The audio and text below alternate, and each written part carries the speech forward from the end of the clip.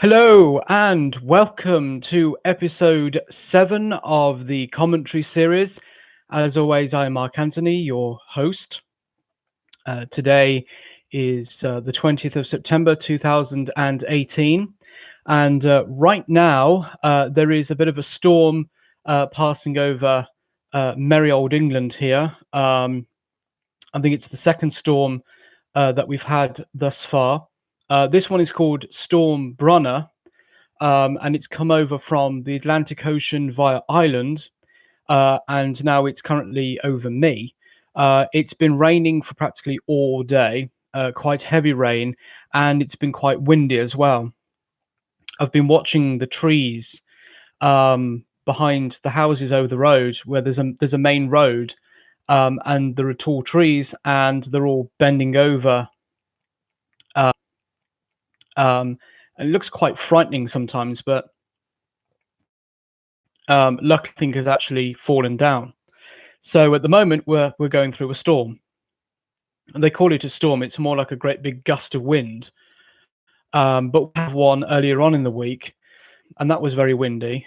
So it's not really that terrible, but who lives not too far away from me sort of sent me a message on Facebook saying, just be careful, with the wind. I'm like, don't worry, I'm not going out. So, with that out the way, just to give you an FYI about that. In today's episode, I thought I would start off with some news that doesn't really relate to the sex abuse crisis in the church. That's going to come a bit later. I wanted to start with some other news just to start off this episode.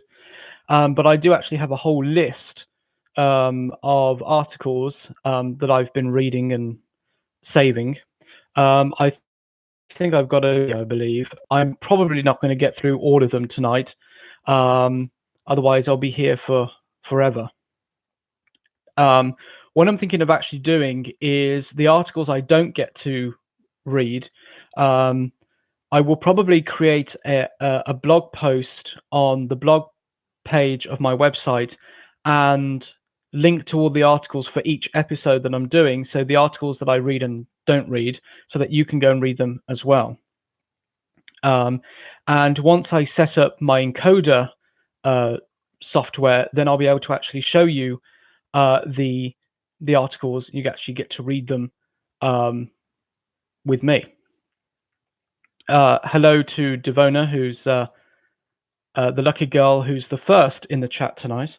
I'm not sure how many people are going to turn up, so but I expect a lot of people will watch this afterwards anyway. So yeah, as I said, I've got quite a lot of articles to get through. I may do an episode on Saturday to sort of catch up, but if I don't, then at least I will hopefully, fingers crossed, have created a blog post to put all the articles under there so that you can go and read them at your own leisure. So, the first article I want to get into, now I'm going to be reading this on my laptop here, so I won't be able to see the chat, but since it's only just Devona, if you want to comment on every tiny little thing I say here, Devona, you can fill up the chat and make it look like a lot of people are here. Now, apologies if you hear any banging in the background. That's not me. It's actually my neighbor whose son has got hyperactive disorder, and he's currently hyperacting all over the place next door. So if you hear any loud banging, that's not me. And Devona says that she's at work. I'm at home. Never going to go outside today anyway because of the storm that's currently floating over us. So yeah, I think we've got this storm until next week apparently, but I'm not sure how true that is because our weather channels usually get everything wrong. But yeah, we have a storm. It's mainly just lots of wind and rain. We don't tend to get some of the tropical things that you get in America. Thank God. I don't think we could survive any of that. We usually don't survive snow. It's quite hilarious, actually. You'd think that for a country where you'd think it would snow a lot and we'd get used to it, but we don't. In fact, we generally tend to get laughed at quite a lot because our roads tend to just completely freeze up when we have even the smallest bit of snow.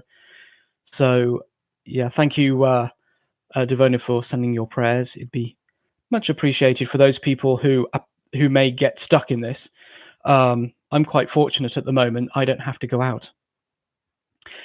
Anyway, so our first article for this episode comes from LifeSite News, and as always, my laptop decides it wants to reload it. Here it is.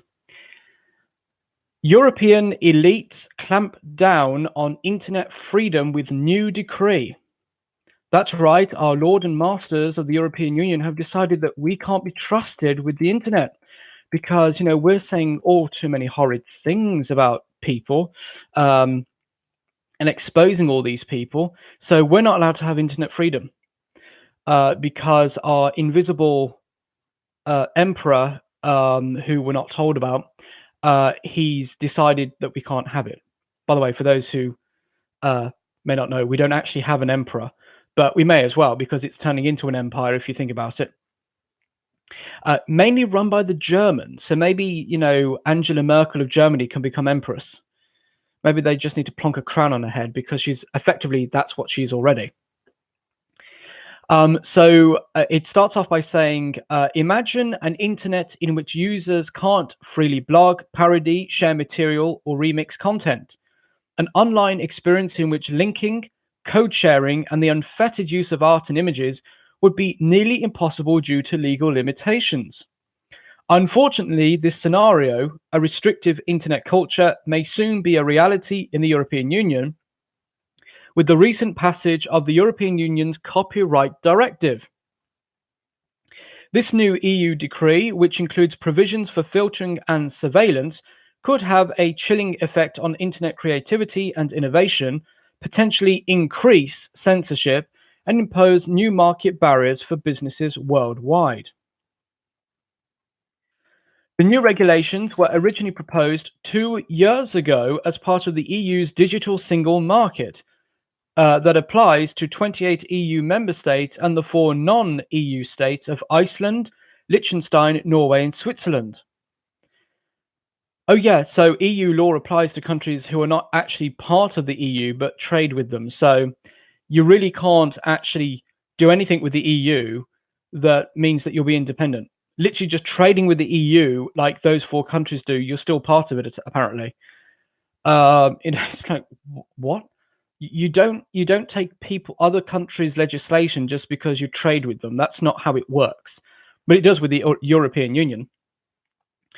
Essentially, it could have a global impact on non-EU countries across the world, similar to the effect of the EU's 2016 EU-wide data protection rules created under the General Data Protection Regulation, known as the GDPR. The GDPR took effect in May this year and standardized data protection laws and set guidelines on controlling personally identifiable data. Yeah, this happened in May, and practically every single website I went on, the notice would come up saying, oh, you have to consent and agree to this data protection that the EU has put down. I'm just like, every single website I have to keep clicking, yes, okay, yes, get rid of the message, I already know. But the constant reminder, you're being surveilled by the European Union for your own safety. It's got nothing to do with the fact that we're just completely, we're total control freaks. We need to keep our eyes on you just to make sure you're not doing anything wrong. But, importing lots of terrorists into Europe, well, we're not going to surveil them, of course. Well, we are, but we're just not going to tell you that they're terrorists. And then when they explode something, we'll then claim, oh, well, we were spying on them, but we didn't think they were going to do anything. The Copyright Directive imposes requirements that will change the way netizens interface with online content by imposing mandatory upload filtering, a link tax, Yeah, that's right. The EU is going to tax you for linking to articles. I mean, that is something that even the communists probably couldn't dream up of. The poor Chinese. They must be looking at this thinking, "Oh, blast! We should have thought that. How is it the EU have surpassed us in being complete control freaks and tyrants?" Um, and certain prohibitions on user-generated content in public spaces. It requires online platforms to implement privacy-killing filtering systems that will ban content usage under the justification of copyright protections. Platforms will be held liable for copyright infringement and fines that could threaten their economic viability. To add to the confusion, the directive is just that, a suggestion. So it's just a suggestion, but we're going to enforce it. So each EU and non-EU party must create its own interpretation of the laws. But, make sure that the interpretation doesn't allow people to actually do anything. I mean, when we suggest having a link tax, we really do actually want you to do a link tax. The result could be that all 28 EU member states have their own separate definition of what part of a link can be used and copyrighted.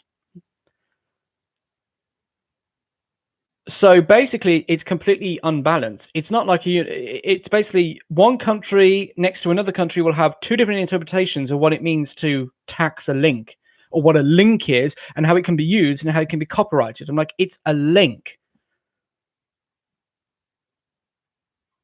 It's a link. All you do is you click on a word that takes you to an article. That's all. It's I don't know. It's like a program or whatever it is that allows you to just click on someone's article to go and read about it. You may as well just say, we're going to tax you for how much air you breathe. We're going to have an oxygen tax. But we're only suggesting to do this. This is how they cover it. They always try to cover it with this flowery language, and it's just a suggestion. We're not really actually doing anything. Oh yeah, and I suppose that the Nazis just suggested that we should gas Jews. We're just suggesting that we just gas all the Jews in Europe. But each country within the Third Reich can have its own interpretation of what gassing actually means. You could gas them with oxygen if you wanted to, or something else. This is beyond 1984. This is 2084. Maybe someone needs to go and update 1984 and add a section onto it. 100 years later. This is what it looks like 100 years later.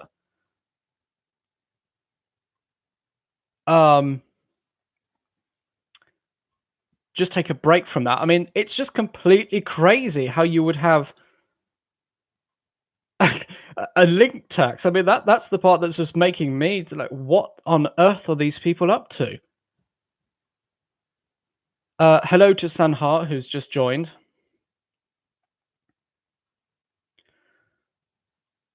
Have you ever considered the squeeze of freedom is to set up the one world order like the end times? Oh yeah, this is definitely one world order stuff. This is the whole, putting your toes in the water to feel how it's going to work. This is prototype one world order. And of course it has to be the European Union, doesn't it? I mean, it has to be my part of the world that's getting this. But don't worry, it's going to come soon to a US state near you. America's not usually too far behind on this. In some areas, America leads the way, and in other areas, it's the European Union. So, it's the deep state of both countries are sort of currently having a battle to see who can be the most tyrannical the fastest. So yeah, it's definitely one world order. If it's not the one world order, it's definitely the prototype where they're sort of trying to test out to see how far they can go before, how much of people's freedom can we take that they'll let us take before we then have to actually send out the police to enforce it on everyone. But of course, every now and then you sort of get these hiccups where people start noticing what's going on, and then they sort of have to back off a bit, but then they'll come again once people have been lulled into a false sense of security, like, oh yes, it's all gone now, the globalists have gone, the deep state's gone, everything's gone, and then they come back again. The socialist, yeah, it's communism, I think, is the plan for the one world order. Just take everything away. I mean, you actually see this in these sort of different tyrannical governmental setups, like the communists and the Nazis, and and of course China. But you also see it in Venezuela and other places, that the Marxist, socialist, communist areas, and the National Socialists in Germany, where you see, that there are similarities, slight differences, because they were all sort of going about it in a slightly different way to see how they could manage, amassing universal power over everyone. You certainly see this when you compare different tyrannical systems. You see the various components of it. You see where some of them match up. I mean, one clear connection between all of them is citizens are not allowed to protect themselves, i.e. you can't have arms of any kind. And you see that of every tyrannical system. The first thing they do is citizens can't arm themselves, they can't defend themselves. And of course, we all know, England is quite well known for having quite strict gun laws. Even though my city that I live in has the highest gun crime in the whole of the United Kingdom, but we don't allow guns here, except if you're a criminal. In fact, someone did a documentary on that, and it was about my city that I live in, where they were smuggling in these guns to give to gangsters, and the place they were smuggling them from was America. Yeah.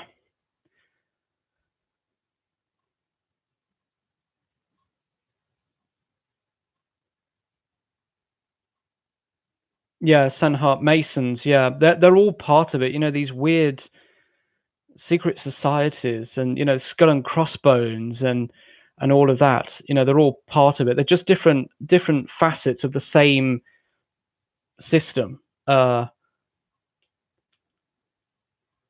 the one thing about that I learned about the demonic, which is at the center of all this, is that the demonic always makes itself look bigger than it actually is. So, for example, if you've got a house that's got a demon in it that's infesting the house, the demon will pretend to be multiple demons when in fact it's just one demon. But they try to make themselves look bigger. Like, you see some of these animals, when they get threatened, they sort of make themselves look bigger and more threatening to whatever it is that's threatening them, to make themselves obviously look more threatening.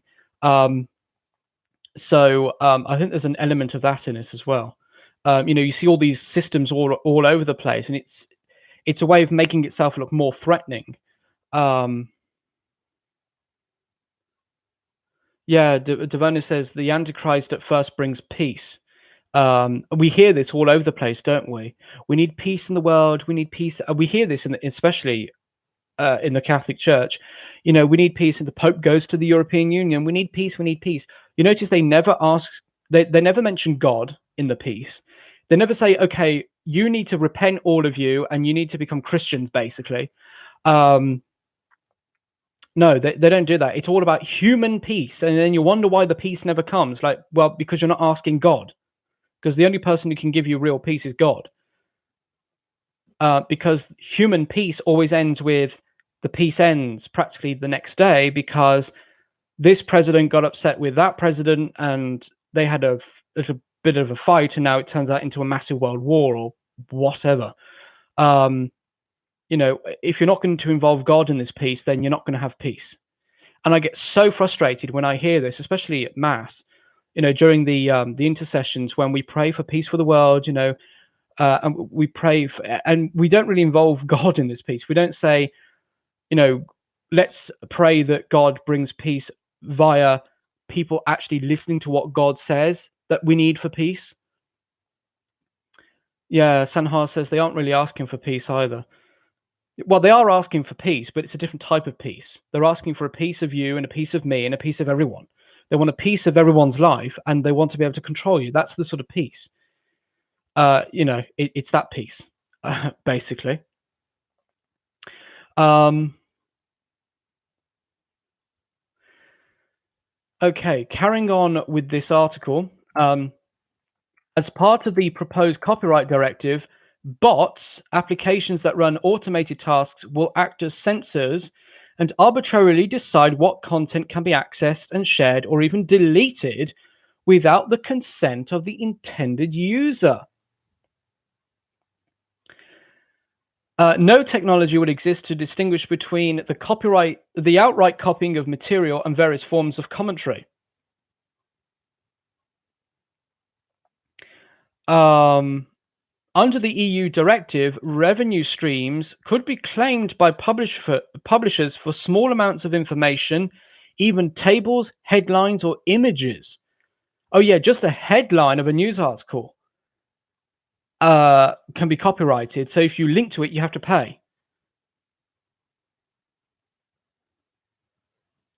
Uploading of research articles from online repositories will be forbidden, and non-profit education services and universities will have to obtain copyright licenses and install filters.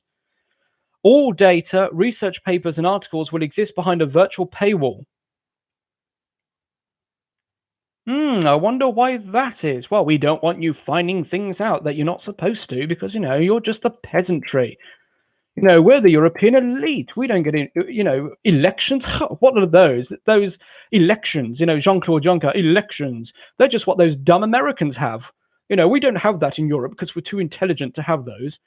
No, no, no. Those who are, those of us who are bred into the proper families, we're going to rule over you. Articles for submission will need to be scanned for potential copyright violations. Exemptions are proposed for research carried out in the public interest, but how that will be defined and who will be making those decisions are uncertain. Well, we know who's going to be making those decisions. It's the lords and masters of the European Union.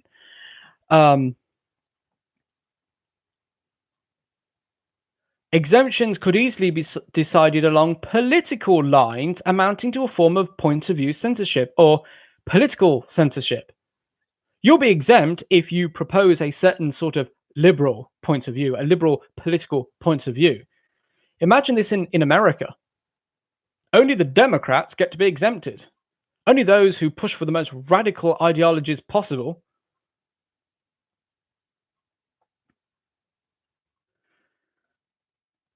It talks about Article 11, which will require a mandatory link tax by publishers for using more than one word of existing text from a given article unless the user has previously purchased a license from the news platform in question. So in other words,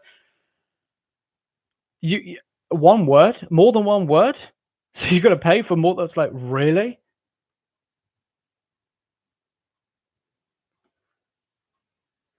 News sites will be free to determine their pricing structures and approve or reject customers based on criteria they alone determine.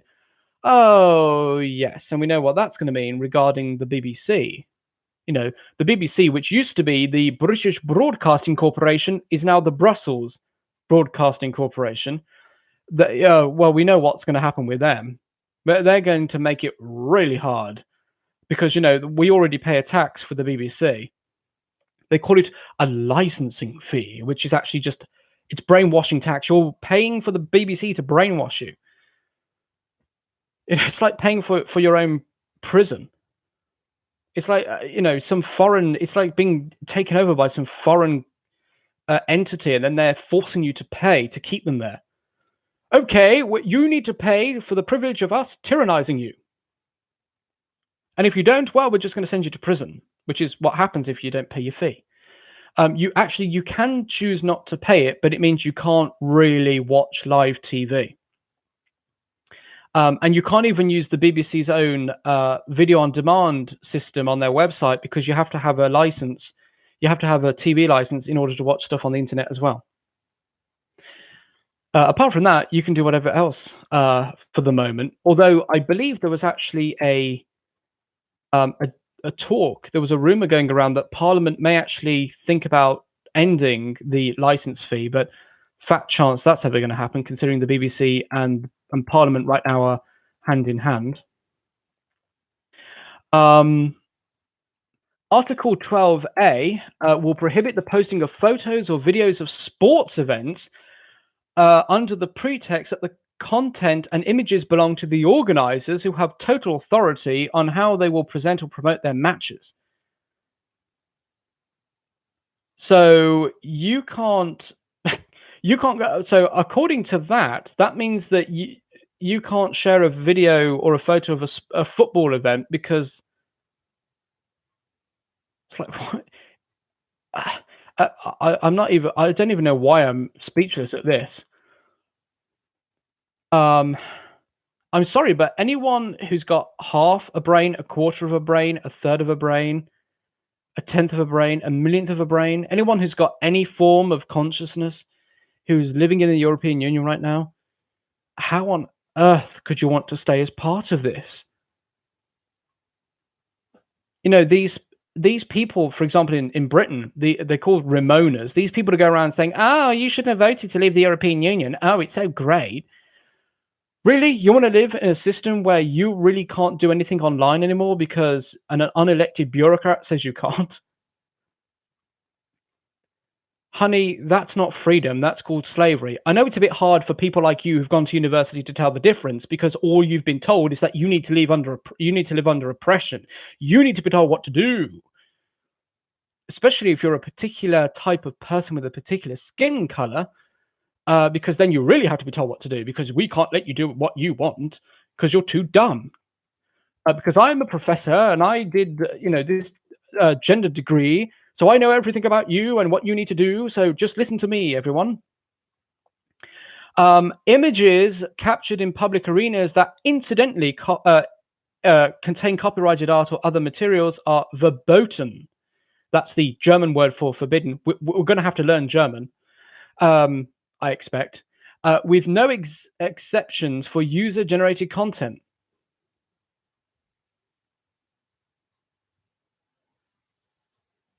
Images captured in public arenas that incidentally contain copyrighted art or other images are forbidden, with no exceptions.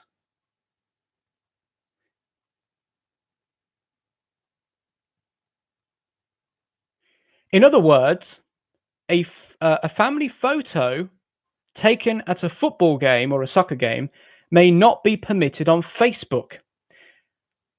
That's right. You can't have a picture of your family standing in front of a football field with, during a halftime in a football match, and have a photo of them, smiling and going, football, yeah, with, flags or whatever. You can't do that because that's forbidden according to the Fourth Reich.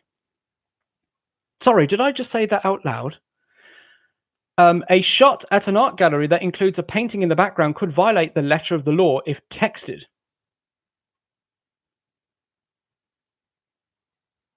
According to the Electronic Frontier Foundation, an international non-profit digital rights group based in San Francisco, the EU even rejected a proposal to make it legal to photograph street scenes without conflicting with the new copyright laws.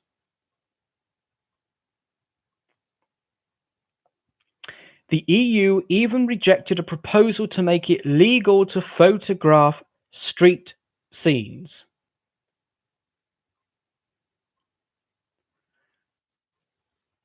Under Article 13, most platforms will be required to utilize filters that evaluate content and censor any copyright infringements, which of course they're going to make up, because this is all arbitrary. Oh, I can just hear the sycophants in the British media and in the British establishment just absolutely drooling all over this. Guess what happens? A certain person called Tommy Robinson. Oh, a certain person called Lauren Southern. Well, she's not part of it. She doesn't come here, but if she did, She won't be able to do anything, will she? Anyone who comes here from any part of the world, you won't be able to, expose anything. Geert Wilders, not allowed. Sorry, but you really can't do anything. This is all for your safety, everyone. A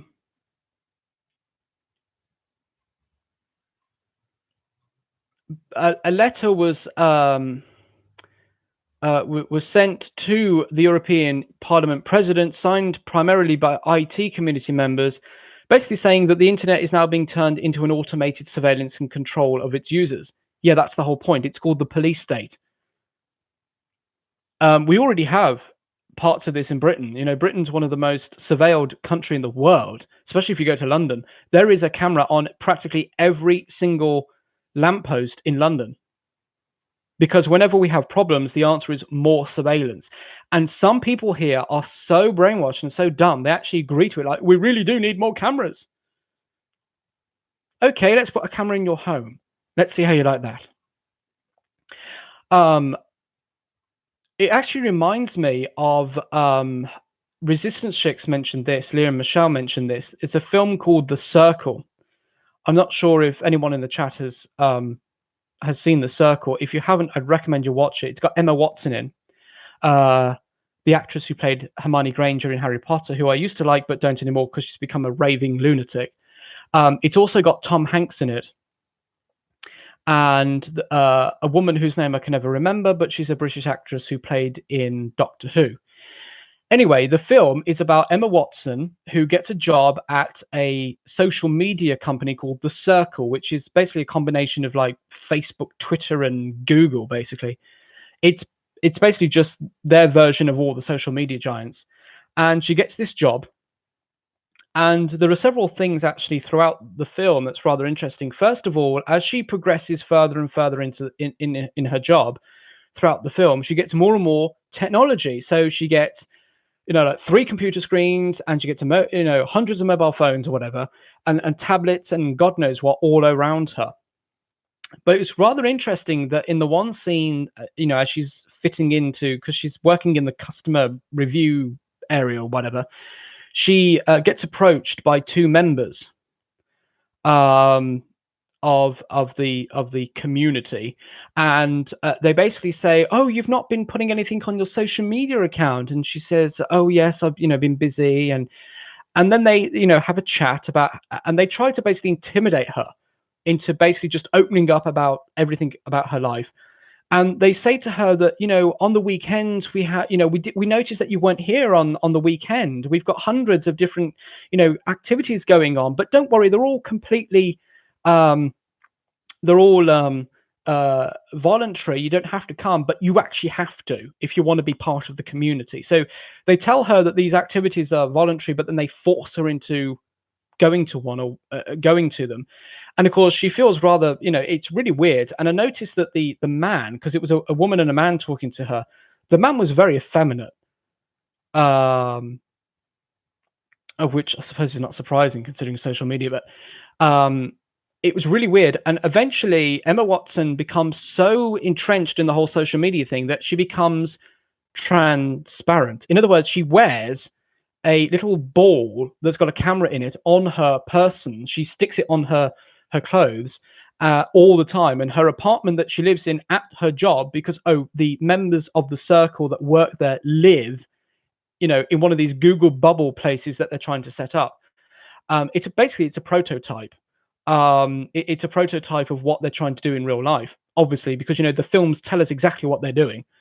People seem to think it's just about entertainment. It's like, no, they're actually telling you right in front of your face what they're planning to do to you, and you're just sitting there drinking your Coke and thinking, oh, that was a great film. Yeah, except it's true. So she has all these cameras everywhere, and then her poor parents get sucked into it. Her father, who's got some degenerative disease and that sort of thing. And she's basically got this camera on her all the time, and in her apartment that she lives in. And then her parents have these cameras in their home, and eventually they tell her they can't do it after she switches on the TV in her bedroom to find where her parents are and discovers they're having sex, being filmed. And of course, it was a bit embarrassing for her parents. And they basically sort of distance themselves away from her. Also, her boyfriend dies because of the whole technology thing. He basically creates chandeliers out of antlers, deer antlers. And Emma Watson takes a picture of the one in her parents' house, and then she puts it on her social media account, and then everyone starts bullying her boyfriend for supposedly being an animal murderer, killing these poor animals to take their antlers, which is not what he was doing. Eventually, they find him. They're doing this thing where they're using technology to find criminals that have escaped from the law. And during this big presentation, because it's in the big auditorium, someone says, "Oh, the name of her boyfriend," and she's like, "Oh, no, I don't think we should be doing that to him." And everyone's like, "Yeah, he's a deer murderer. He kills animals to get their antlers." So they chase him, and they use drones to chase him as he's driving in his truck. And one of the drones flies towards him, and he swerves to dodge the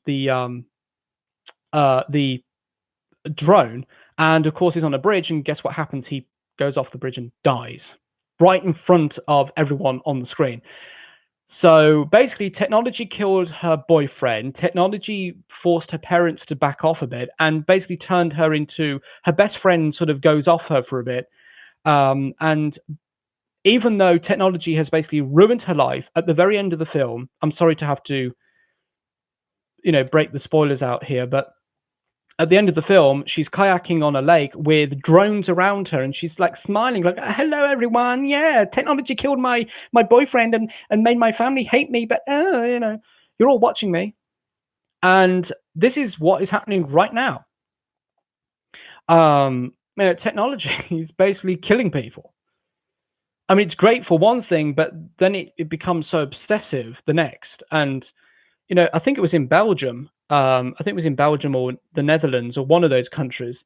They started putting padding around lampposts because people are on their phones so much they keep banging into the lampposts. So so that they put padding on the lampposts to stop people bumping into the lampposts. Next, they're going to have spongy flooring, so when people trip over a slab or whatever, they'll fall into sponge instead. I mean, it's completely hilarious. So yeah, welcome to the European Union, everyone. God, I hope we get out fast enough. We're supposed to be coming out March of next year, but of course our very inept government has decided that that they don't know what they're doing. It's like, it's not that hard to go to the EU and saying we're leaving. Just say it to their face. Just say, "We're leaving, and if you stop us, well, I'm afraid we're going to do something about that."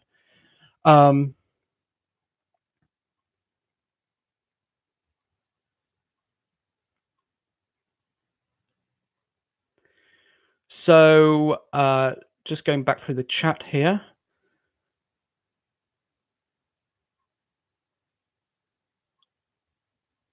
Hello, Maya. Welcome.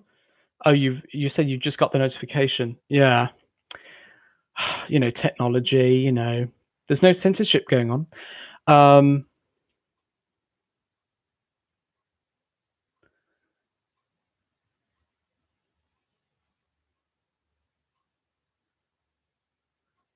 Adeline says, "Give you a warm hug." Well, I give you a hug back as well. And I'm not letting you go.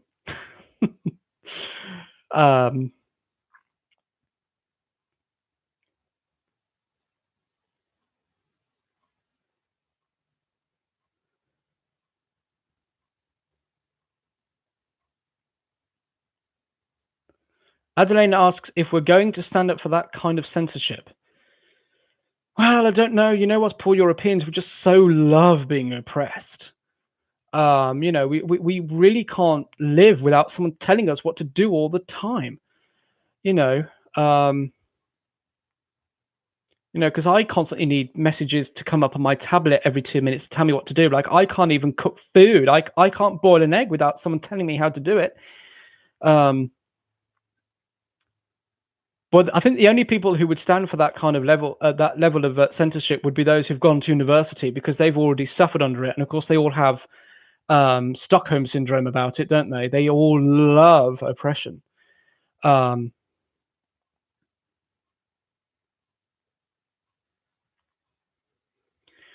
says the police will love it over there.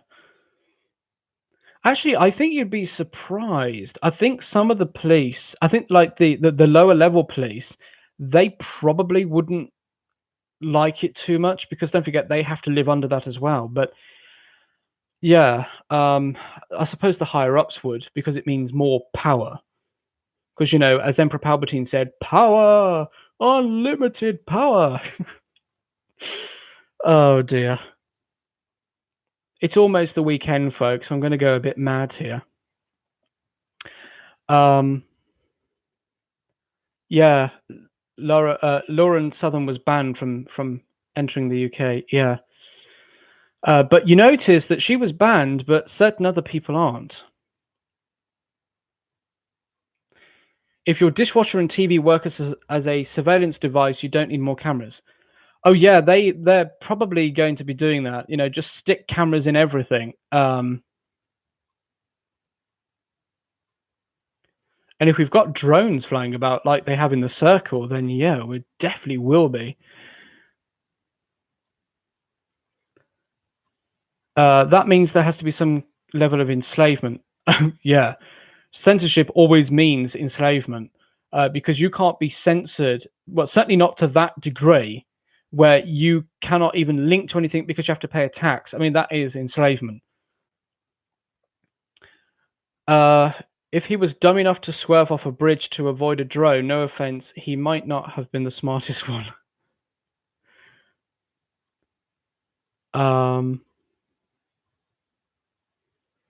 If you walk into a lamppost because you're on your phone, you probably deserve it. Yeah, I don't really tend to use a mobile phone, and I certainly don't use it when I'm out. I've tried it, and it's horrid. I hate looking down at a phone when I'm walking, because it really, I can't do it. It makes me feel weird, like I'm all over like I'm a drunk, because I'm like, oh, sorry, you know, and it's like, why? And people bump into me, and it's like, and I look at them like, seriously? That's why you bumped into me, because you're on your bloody phone? I mean, how old are you? I mean, grow up. Really? And of course, you see them in the cars with their phones. Literally, I have people just stop outside my house, and I'm looking at them, you know, thinking, what the hell are they doing? And it's literally like someone on their phone, and then they put the phone down and drive off. I'm like, it's ridiculous.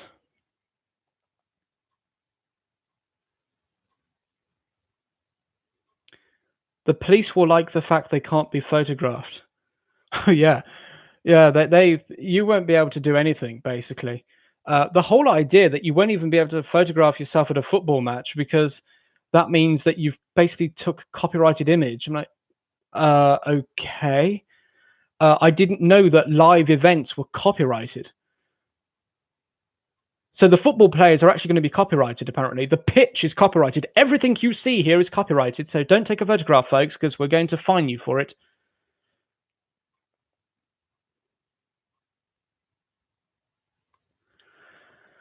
The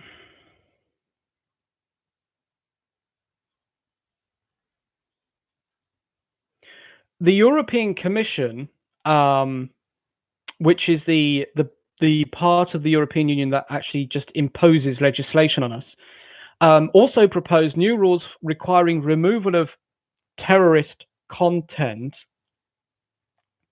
from platforms within 1 hour of posting, subject to penalties of up to 4% of the hosting company's annual global revenue.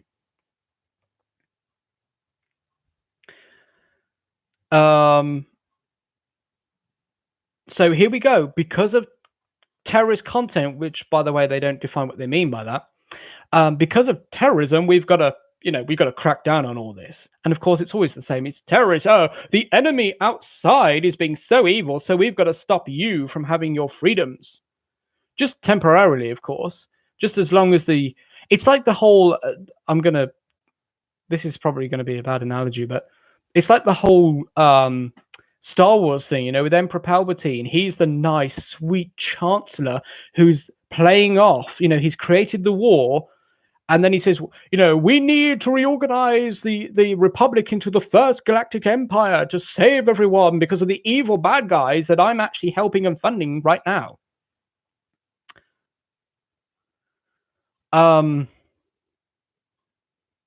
People getting wrecked texting all the time. Yeah, it's supposed to be illegal to text and drive.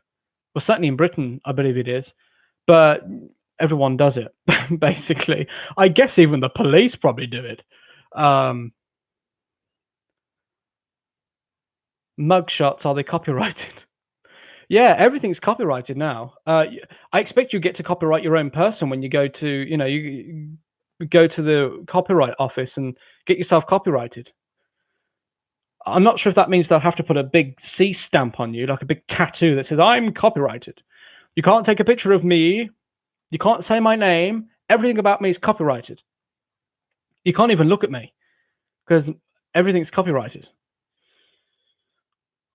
So basically, this article just goes on to talk about the rest of the ridiculousness of the great freedoms that we Europeans have. Well, technically, I'm not European, I'm British. It's a completely different thing. To annoy a lot of people out there. Yes. If America wants to know what the future looks like, look at the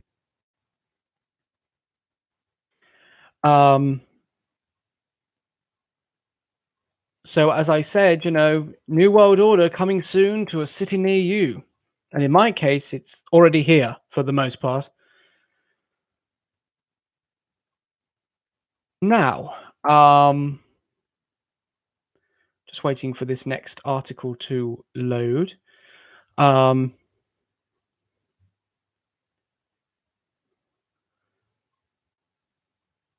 Apparently, according to the view count here, there's only 2 people watching. But I don't know how true that is, because when this video processes, it'll probably say 20 people watching, as it has done for the last couple of videos. Now, okay, this is loaded. Our next article here, this really just people have been walking around, well, perhaps not actually physically walking around, but certainly in the com boxes and in the chats that I've read, people have completely got their mouths wide open at this. The article here says Vatican to allow Beijing to name bishops. Basically, for those who may not know what's been going on regarding the Vatican and China, Pope Francis has been actively trying to, well, for want of a better phrase, get the Vatican and the rest of the church to kowtow to the communist Chinese in Beijing. I think I mentioned this in the last episode or the episode before. There are 2 Catholic churches in China. The visible church, the state-approved church, is completely owned by the state, and it's called, they call it the Catholic Church. But it's part of the Catholic Patriotic Association, which is basically controlled by the Chinese government. The real Catholic Church is the underground church, which is where most Chinese Catholics belong to. They belong to the persecuted underground church, and all of the bishops recognized by the Vatican are all underground bishops.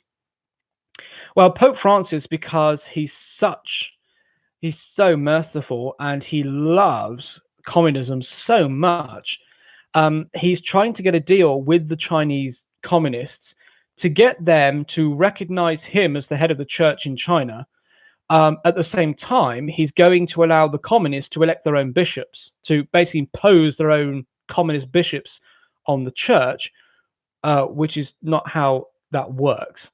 But basically, as the Chinese Catholics have been saying, this is a sellout to the Chinese. In fact, one of the Pope's own uh, Vatican archbishops, I think it was earlier this year, went to China on a visit there and came back and said that China is the only country in the world that best implements Catholic social teaching. Yeah, except Pius IX condemned Marxism, Leo XIII condemned socialism, and Pius XI condemned communism. And also condemned Nazism as well. And the church has always said that that sort of thing is evil. So how does China best implement social teaching? As Maya says, so it's a commie church. Yeah. So the Catholic Patriotic Association is, for all intents and purposes, a communist church. The communist Chinese earlier on this year actually passed a law that says you can't take your child to a church. You're banned from taking your children to church. And they have all of these restrictions, whereas the underground church, which is the church that the Vatican officially recognizes, they are persecuted all over the place. And Francis even pushed out two of the officially approved bishops from the underground church. He pushed them out and basically said, you've got to go so that we can recognize the communist bishops, so we can legitimize all of this. I mean, if I read the article, it'll probably explain this a bit better. It says the Vatican is set to sign an agreement with China by the end of the month, one that cedes control over the appointment of bishops to Beijing. In return, we are told, Beijing has agreed to recognize the Pope as the head of Catholics in China. Hold on, you're going to sell out the church in China just so that you can be recognized as the head of the church? Really? From my position as a long-time observer of the machinations of the Chinese party state, this seems like a bad deal. Bad? This is evil. This is like... what?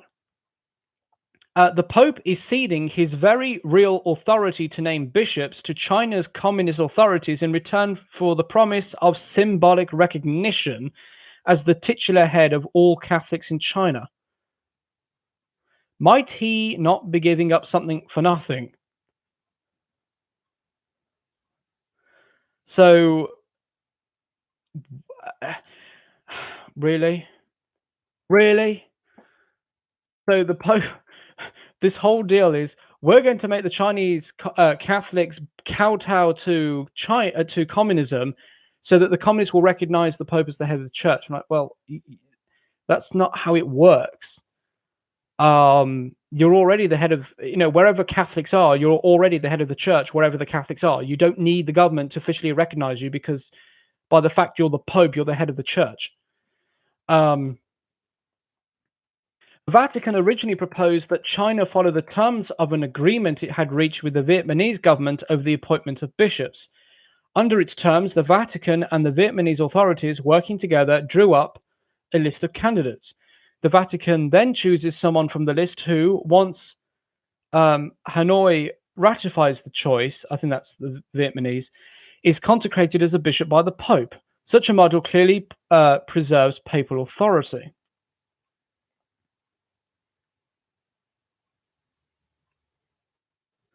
The Vietnam model was rejected by China, however. As the official Global Times later reported, such a model was not accepted by China when it was tested in the country in 2005, as the Chinese authorities want total control over choosing candidates. Beijing went on to insist upon a Chinese model, under the terms of which the communist authorities alone will nominate a potential candidate for bishop. The Pope must then approve or reject that candidate. If he vetoes the first candidate, Beijing will nominate another. So, in other words, he could, they'll just keep pushing names. The Pope's veto power, however, is not unlimited. As a Chinese official familiar with the negotiations was quoted as saying, quote, "We cannot submit endless candidate lists to the Vatican if the pontiff keeps saying no. We may have to appoint bishops unapproved by the pontiff after a set number of rounds of negotiations. Such bishops may not be legitimate under the church's doctrine, but they can still give church services to Chinese Catholics. Except that if a bishop is consecrated without the Pope's approval, he becomes a schismatic." In other words, the Pope may veto an obviously unsustainable, unsuitable candidate or two, but Beijing have made it clear that basically the Pope has no authority. I mean, they've actually come out and said this. Basically, we're just going to take total control, and the Pope will have some power, but not very much. But apparently, the Vatican's all happy with this. So, oh yes, this is great. This is what we want. This will certainly help the communists stop persecuting the poor Catholics in China if we just concede control to them.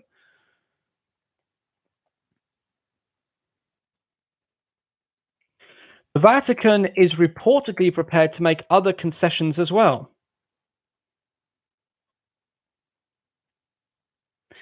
Perhaps the most important is that Pope Francis will formally consecrate as bishops 7 men who were made bishops by the communist authorities over the past decade.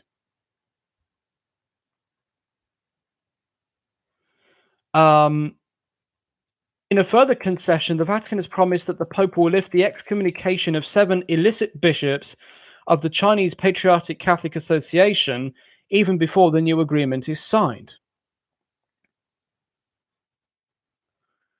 Second, the Pope will order, now get this, the Pope will order bishops of the underground church, who are the real, true Catholic bishops in China, who have faithfully served for decades under intense persecution.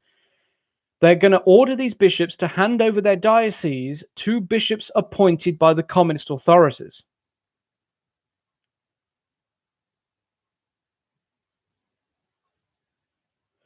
The Bishop of Shantou, Zhuang Zhanzhan, has been ordered to retire by the Vatican, a decision that has caused enormous pain to the local church.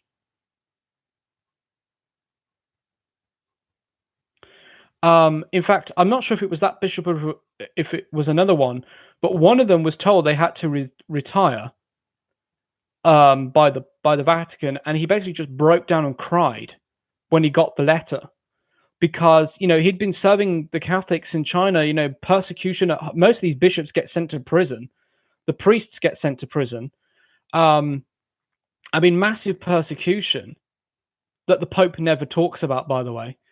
He's too busy talking about plastic in oceans and what an emergency it is, but never talks about sex abuse or Catholics in China being massively persecuted. I mean, it's like Soviet Russia being thrown into prison in gulags and whatnot.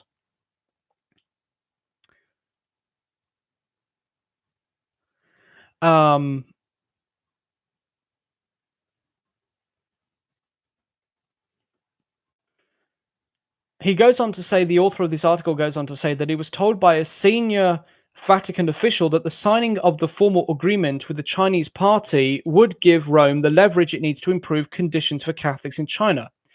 His view of the trustworthiness of Chinese officials struck me as naive, especially in view of the many agreements that Beijing has signed only to violate over the years. But yeah, the Chinese communists are well known for violating agreements. I mean, it seems to me even more unwise to move forward with an agreement at the present time when the communist authorities are engaged in a widespread crackdown on all forms of religious expression in China.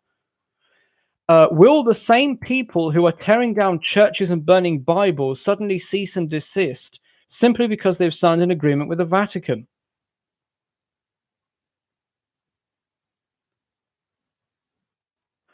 To make matters worse, the purported Vatican-China agreement almost seems deliberately designed to be non-binding, since its terms are to be kept secret from the world in general and from Chinese Catholics in particular. So We're not going to know what's actually been agreed to. We're just going to be told that it's, it's going to be helpful.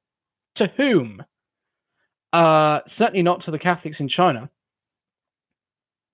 How can it be used as leverage if its terms are only known to a handful of people in Rome?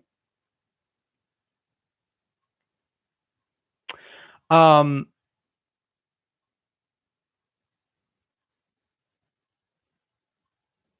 so, this entire thing is just Pope Francis once again reminding us of what a massive Marxist he is and how he thinks that capitalism is so bad because, it never gave us anything. Well, it may not. Well, you don't have capitalism in South America because, of course, the communists invaded the Jesuits, and the Jesuits sucked up all the communist ideas, like Pope Francis did, and then you pushed them around as your liberation theology idea. The article goes on to say the Chinese party state, on the other hand, will undoubtedly use the pretext of a Vatican-China agreement to increase its persecution of the underground church in China. It will insist that each and every one of China's 12 million Catholics worship only in churches approved by the Chinese government.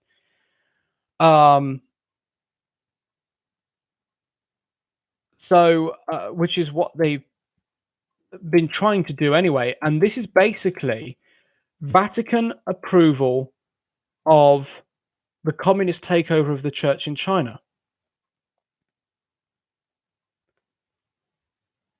And of course, it has to happen under Pope Francis. Again, just another massive confirmation of what a massive Marxist he is.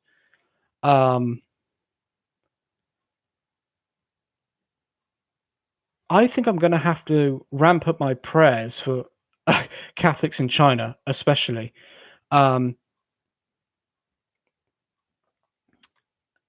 Now, whilst the chat decides it wants to come back on, I'm going to take a sip of. I've got no coffee. I've got water here. I've already had my coffee for today. And the chat has gone off, so I can't see anyone's chat. So as the European Union is clamping down on internet freedoms, the Vatican is helping China to clamp down on religious freedom, which is great because that's exactly what we need, isn't it?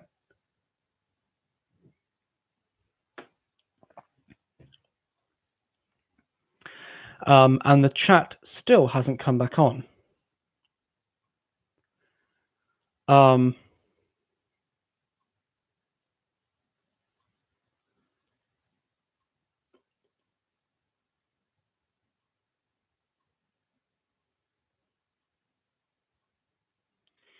So, whilst these two articles get loaded, they're both about the same subject, and the chat is still not coming up. Oh, and it has now. The church would be saying that the government is the head of the church under that model. Yeah. That's effectively what it is. It's basically like the Church of England. The king is now the head of the church because Parliament said so. They want their eyes on the people. They're going to still have an underground church by the sounds of it. No one will want to be exposed. This might give the Chinese more reason to imprison Christians and harvest organs. Oh yeah. We can just come up with 100 different ideas about what this is going to mean, and what the government in China is going to do about this. I mean, as the article said, Mayor, you drink your water from chalice. Yeah, this is it's my chalice. It's actually not, but yeah, it's not really a chalice. It's a glass thing. Yeah, it's not really that fancy. It'd be more fancy if it had gold on it, but it's not really that fancy. But yeah, yeah, this is just, it's basically, for want of a better phrase, it's most likely going to be the end of the church in China as we know it. You know, basically, probably what may happen is the communists will come and tell the underground Christians that you've got to go to these communist-controlled churches, and if you you have to because your Pope says so, and that's how it's going to work. It's going to be because Francis said so. You have to do it.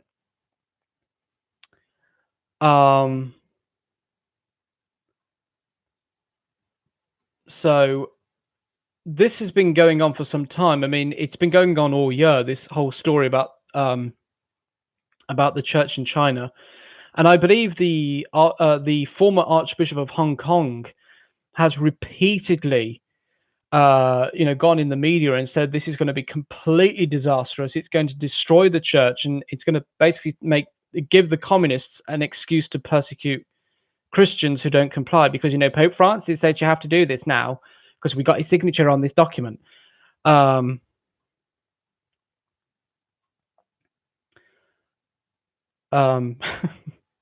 Drink water from a chalice.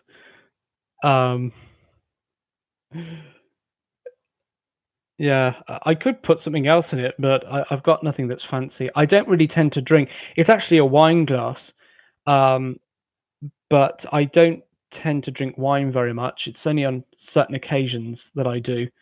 I don't drink any other sort of alcohol. I don't drink beer or ale. I can't stand that stuff. And I don't drink, and my dad doesn't drink anymore. So usually there's no alcohol in the house. So I have to pretend. You have to imagine that it's wine. If I drink the whole thing, I'd have to pretend to be a bit drunk.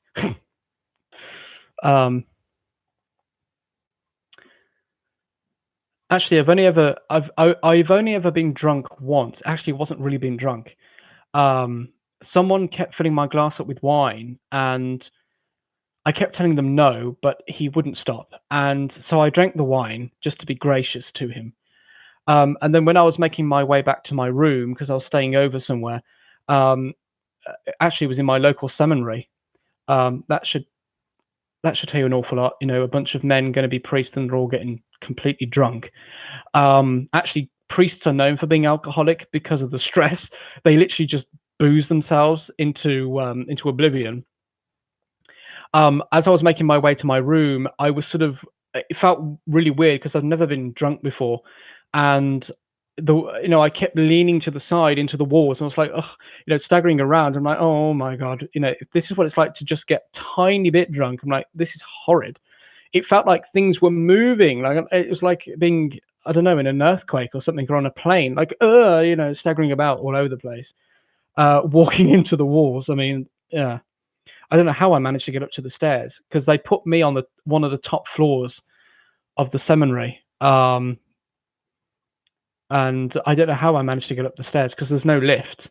There's no elevators in the college because it's very old.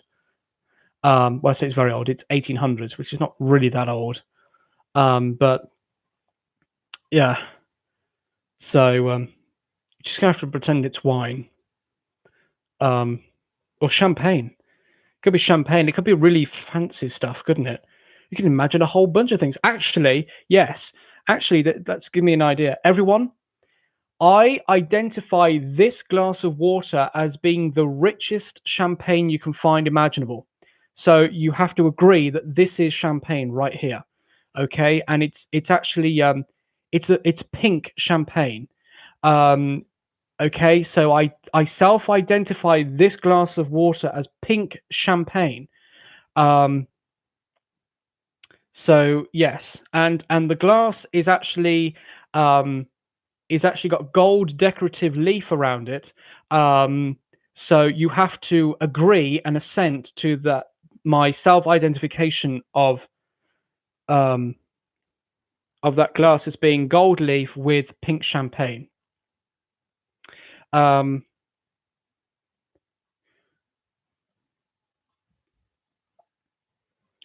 too much of a control freak to lose control. Where's the bubbles? Yeah, as I said, I don't really tend to drink alcohol, so It would be rather funny if I had some wine here. I could like, okay, everyone, this is my show where I'm going to be reading news and sipping wine at the same time, because reading all this news, I have to get plastered. I have to get completely drunk. I've got to drown my sorrows after reading all of this news. Actually, sod having a glass. I'm just going to drink the whole bottle. Yeah, it probably wouldn't be a good idea, but so I hope everyone understands that is actually pink champagne in a glass that's got gold leaf around it. So I'm going to take a sip of my pink champagne. Pink champagne. Anyway, so internet is being censored, and the Chinese church is being censored. Basically, we're all being censored. Right.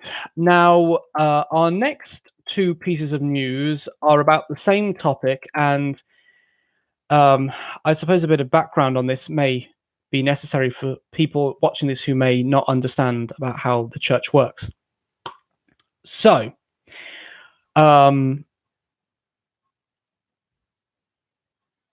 no, I haven't, Mayor. I haven't watched Say Perfect's videos. Probably would have to go and have a look.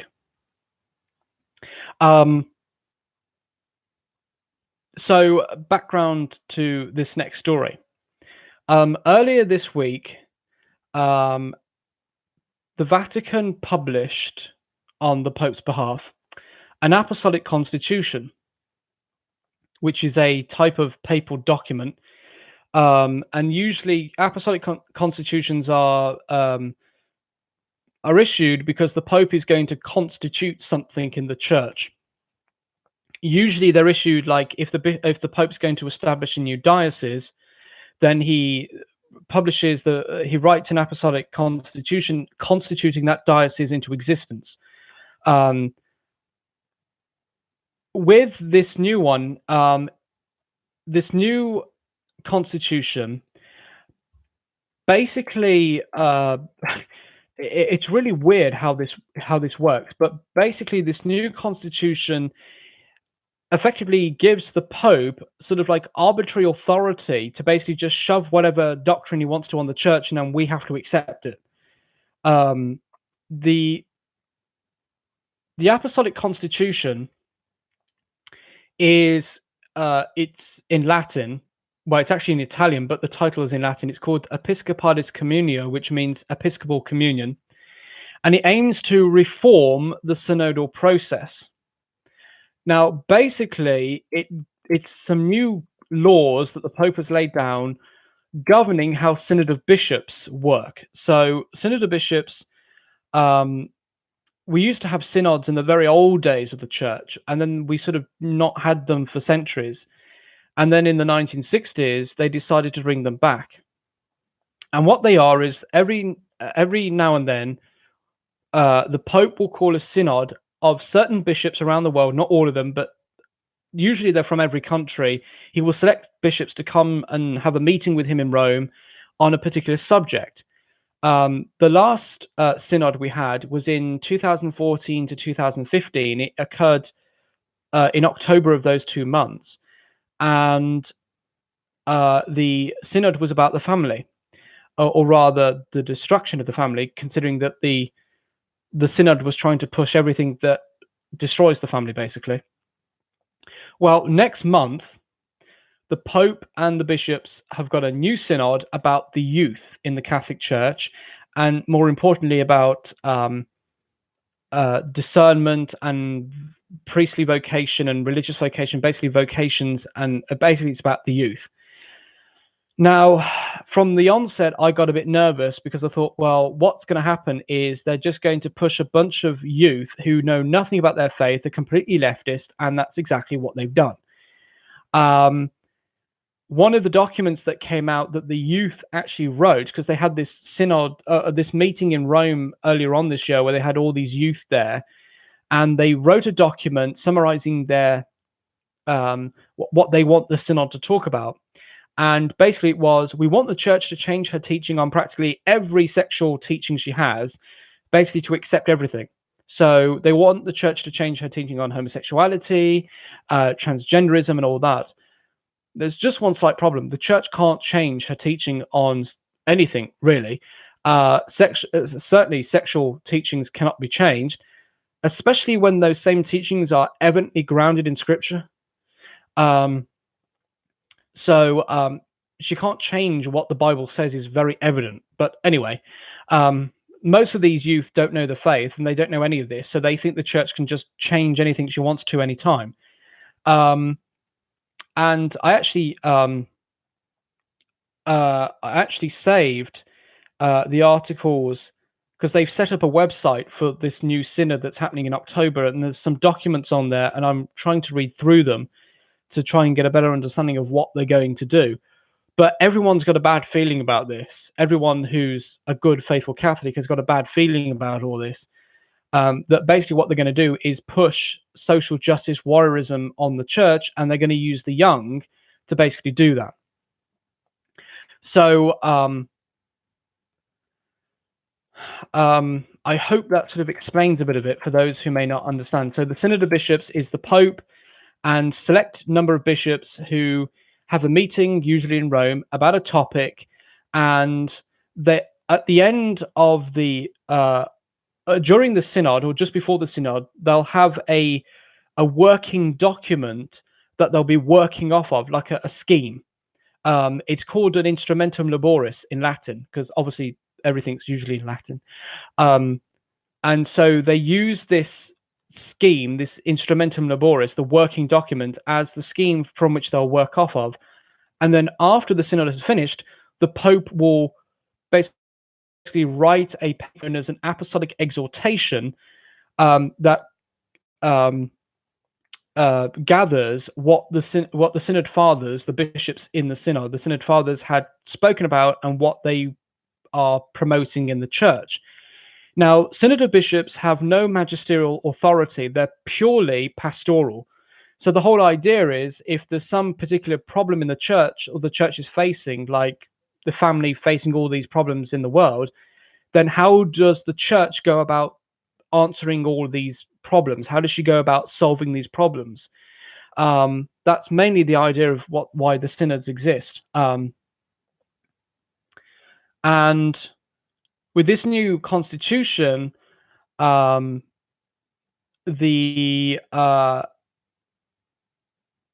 new constitution basically turns the Synod of Bishops into basically an ecumenical council, in which the Pope and the bishops can sign a document saying this is going to be the new teaching in the church, and everyone has to accept it.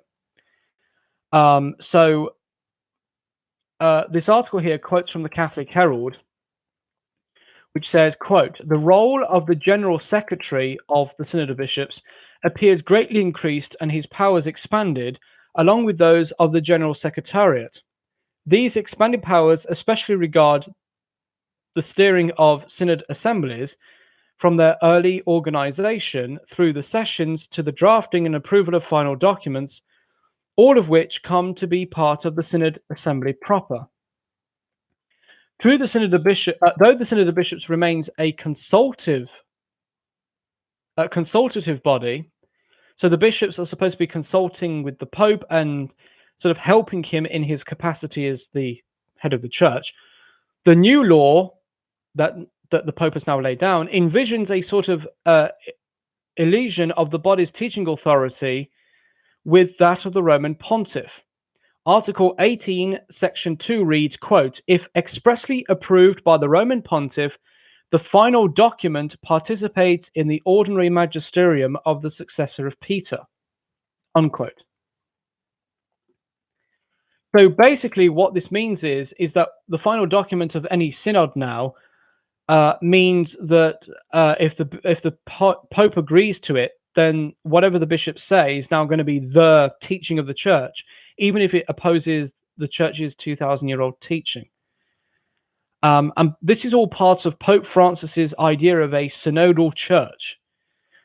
He's trying to really break down the church. And interestingly, this Apostolic Constitution was rammed through just in time for the Synod of on the Youth that's coming up in October.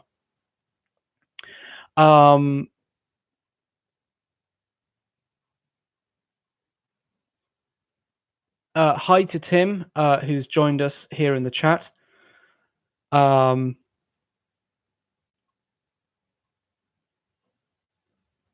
Ooh, I can hear the heavy rain outside because we've got a storm at the moment. So rain and wind.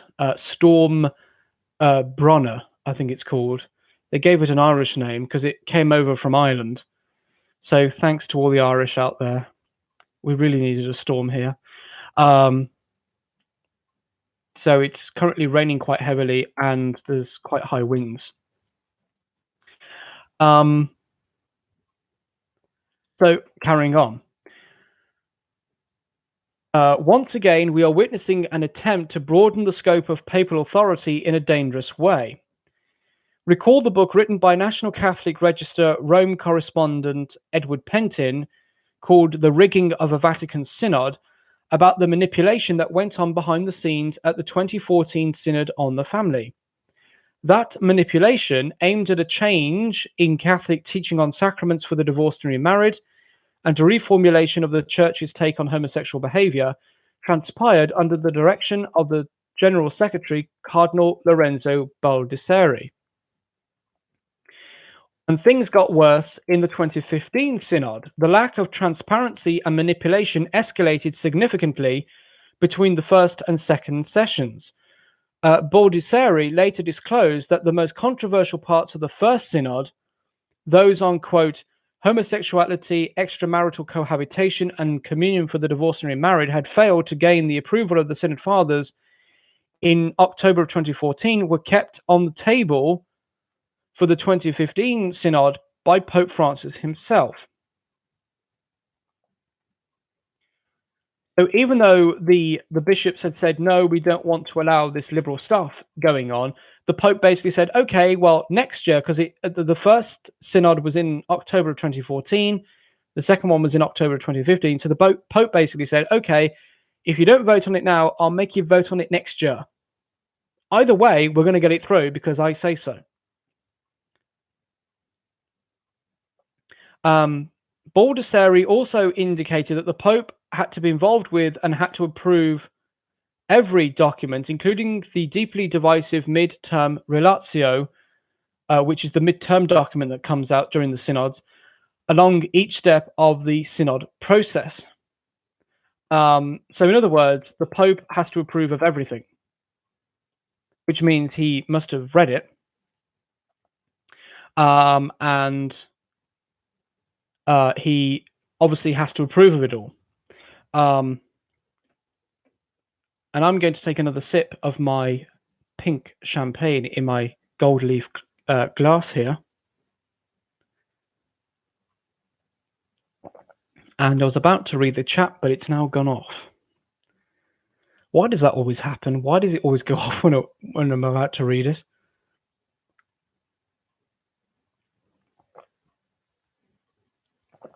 This is nice pink champagne.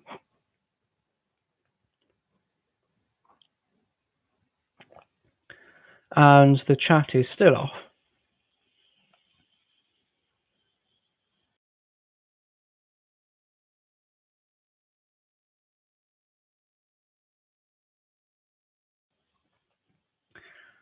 Sorry about that. I had to turn the sound off while I had a bit of a cough.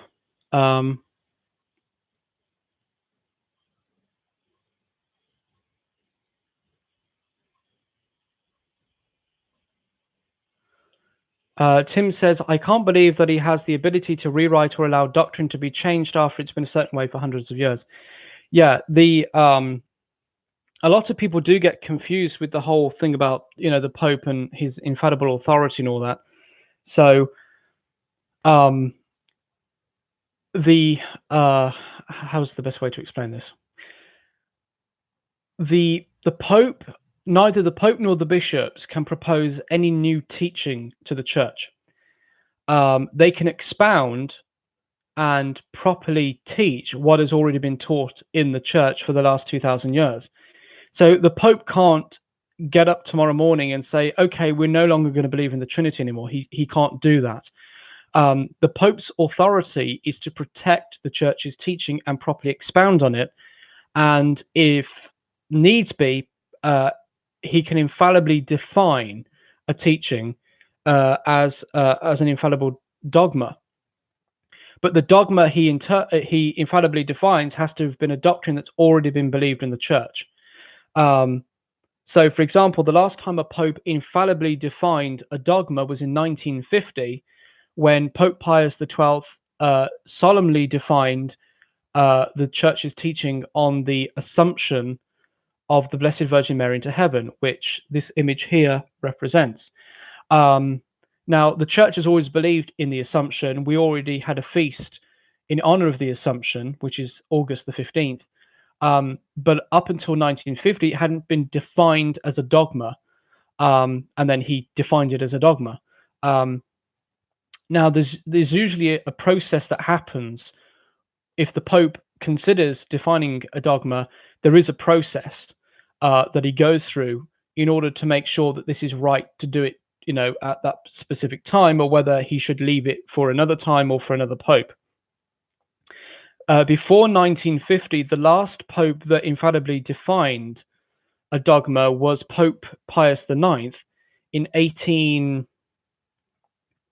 Oh gosh, I can't remember the year now. It was around about 1870, or it might have been earlier than that, when Pius IX solemnly defined the Immaculate Conception of the Blessed Virgin Mary. But as I said, there's a process that takes place with that. But yes, that the Pope can't, no one in the Church can change the Church's teaching. So, for example, earlier on this month, last month in August, Pope Francis changed the Church's teaching on the death penalty, saying that you can't have it anymore. That's complete bunk. His change is invalid because the Pope can't change the Church's teaching. And therefore, if the Pope does try to change the teaching of the Church, like Francis has many times, Catholics are required to reject his change because it's not valid. So there is a system of protection in the Church. So yeah, a Pope can't change Church teaching. Tim says, I figured there was some kind of checks and balances just in case you got a crazy man in there that was going to change everything around. Yeah, we do have checks and balances. It's simple. It's if the Pope says something that the Church has never taught, then you just reject it, basically.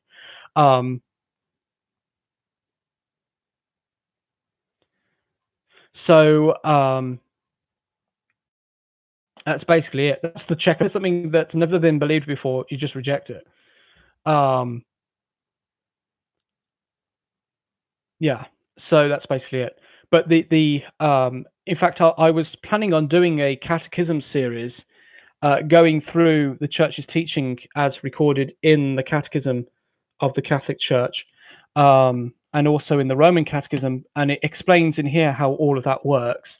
So this is, if you ever wanted to know about Catholic teaching, this is the place to go. Although there's some areas in here that I'm a bit funny about, that are a bit strange.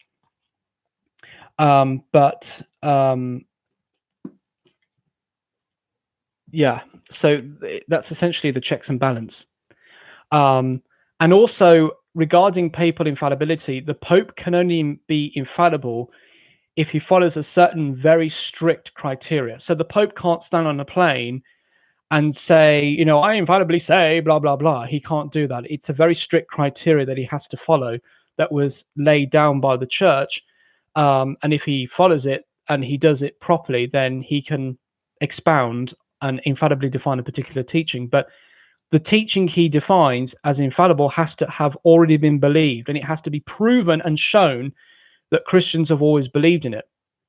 And the main way you do that is you look at the Church Fathers. The Church Fathers were recording the teachings that Christians believed in the early days, and you can go all the way back, practically to the very beginning.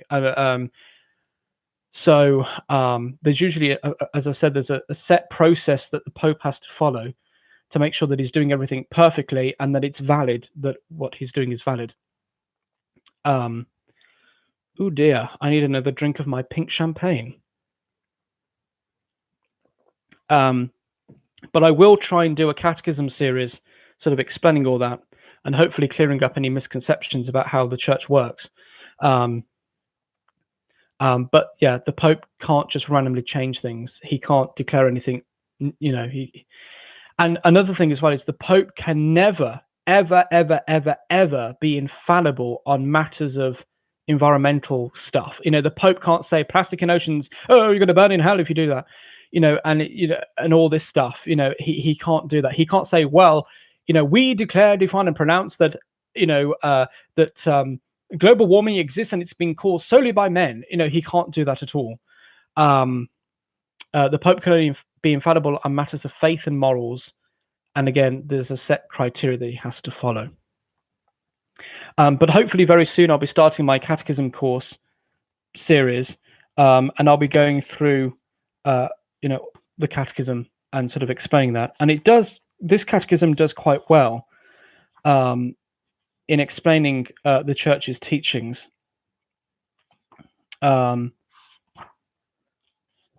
So hopefully I'll get that started soon and better educate my Catholic viewers and perhaps teach something new to my non-Catholic viewers. So yes. This new Apostolic Constitution is basically Pope Francis's way of trying to say, I can just do whatever I want and sod the rest of you, basically. He's trying to become a dictator of the church.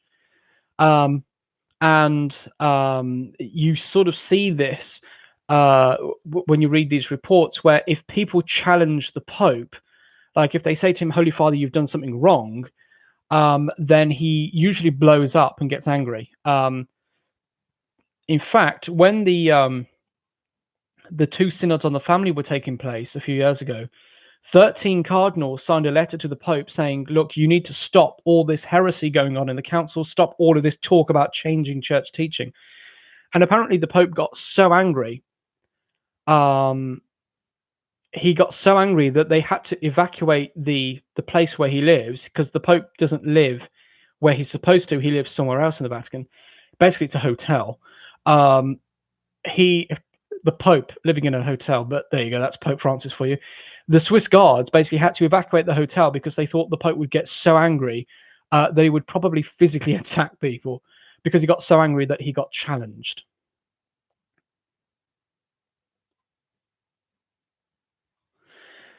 Hello to, I'm guessing that's Michelle. Hello to Michelle and Leah and Matt and Patriot Gallery and anyone else who's listening via Mass Faith 3.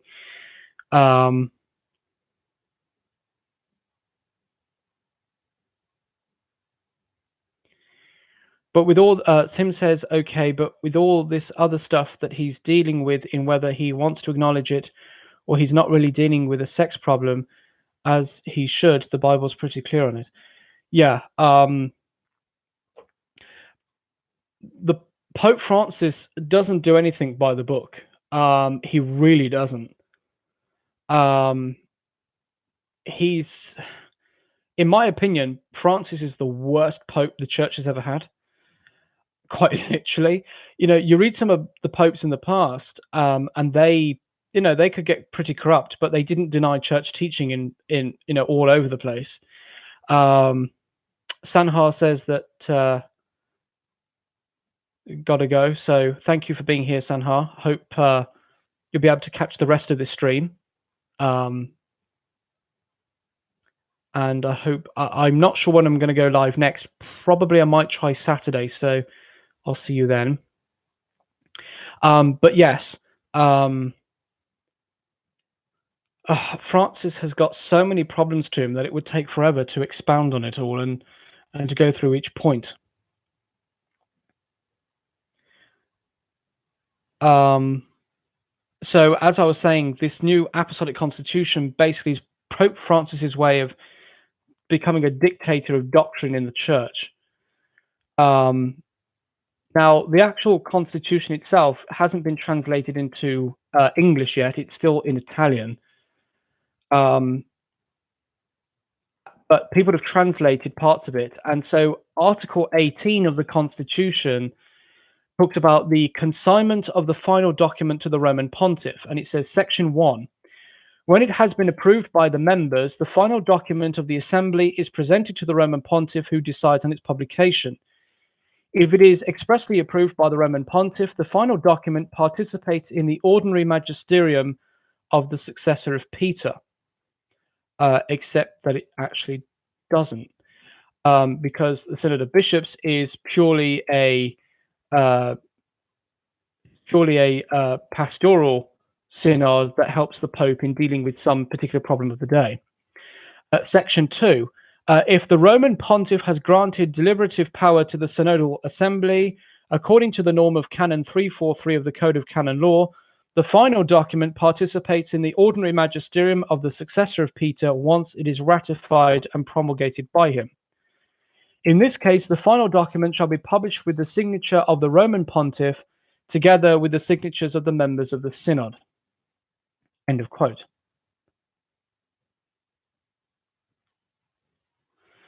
Does everyone remember when Cardinal Burke argued that Amoris Laetitia was not really an act of the magisterium, and that it was merely written as a reflection of the Holy Father on the work of the last two sessions of the Synod of Bishops? This new rule, effective immediately, appears to be an attempt to head such critiques off at the pass.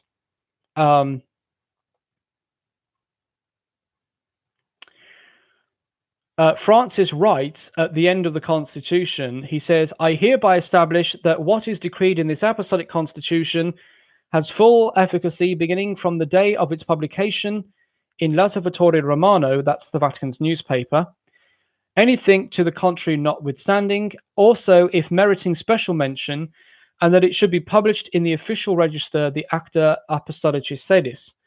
The Acta Apostolicae Sedis is it's basically a volume of volumes of all the documents that the Pope has published, basically.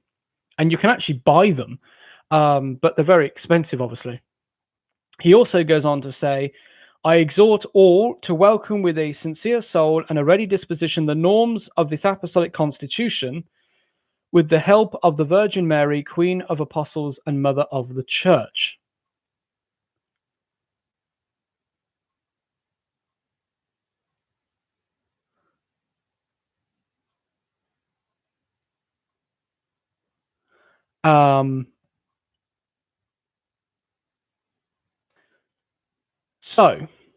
The article goes on to say, what is the upshot of all this? We have two upcoming synods, one for addressing the issues facing youth, that's next month, and one for the Amazon region, that's coming up in 2019.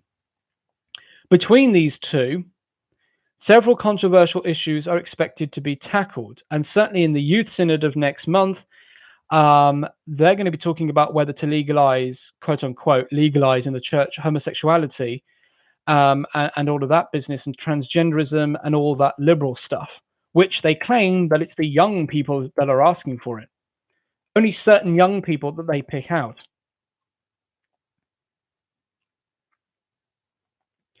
So this is basically just the Pope's way of trying to become the dictator of doctrine in the church. And of course, it's another, it's really just another distraction from the sex abuse.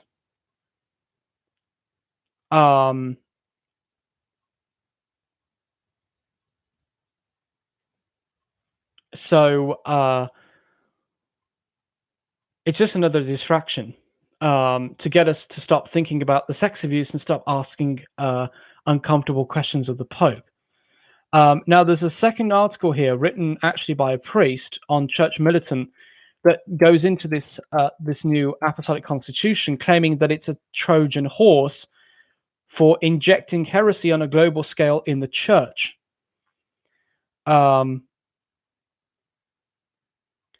It says, if left unchecked, revolutionaries will be able to turn all synod-approved heteropraxis or novel disciplinary rules that run counter to the deposit of faith into the new and official belief system of the Catholic Church. It is a brilliantly conceived device for engineering substantial and overnight change to all facets of the life of the Church as we know her.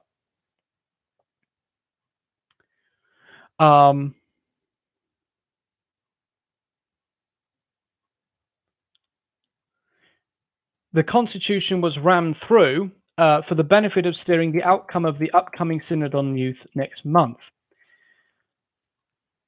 It's carefully crafted, and it quotes from Article 18, as I've just read, and the priest who writes this article says, in short, the article means that the body that for centuries has on a day-to-day basis protected the deposit of faith and the sacred canons from being too easily altered, namely the Roman Curia, is now officially emasculated in its ability to safeguard the Church from the innovations of revolutionaries. Not only has the Roman Curia been sidelined, but even worse, the normal body that has historically been able to discern, discuss, and decide upon substantive change to the Church's doctrinal texts and disciplinary norms, that is, the Ecumenical Council, will be dramatically undercut in its prerogatives and unique voice as successors to the apostles by far smaller and select groups of bishops and papal appointees. And then the priest goes on here to talk about how he points out 3 ways in which this Apostolic Constitution basically changes the Church and how she runs, basically. And none of it's good. He goes on to say that that by doing this, by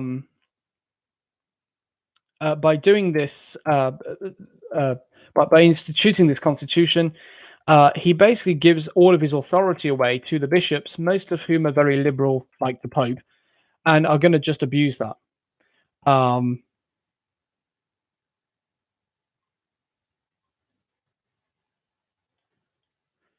The article ends here by saying, Constitution Episcopalis Communio, rather than increasing communion among the bishops in the one true faith, may well lead to a most efficient and almost overnight outlawing of any bishop or lay faithful who would dare to question the propriety of disciplinary norms issued by a future synod as a dissenter, if not heretic and schismatic, a perfect Trojan horse. So that's basically it. The Pope is now basically turning himself into a dictator of doctrine. And whatever he says goes.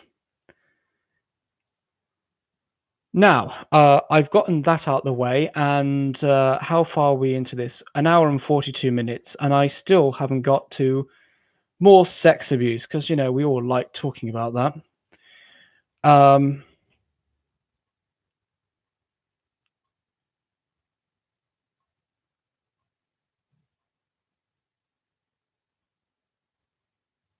Here's an article. I'm just going to select through some of these. Now, again, for those who may have missed it, I will be probably creating an article on the blog on the blog part of my website.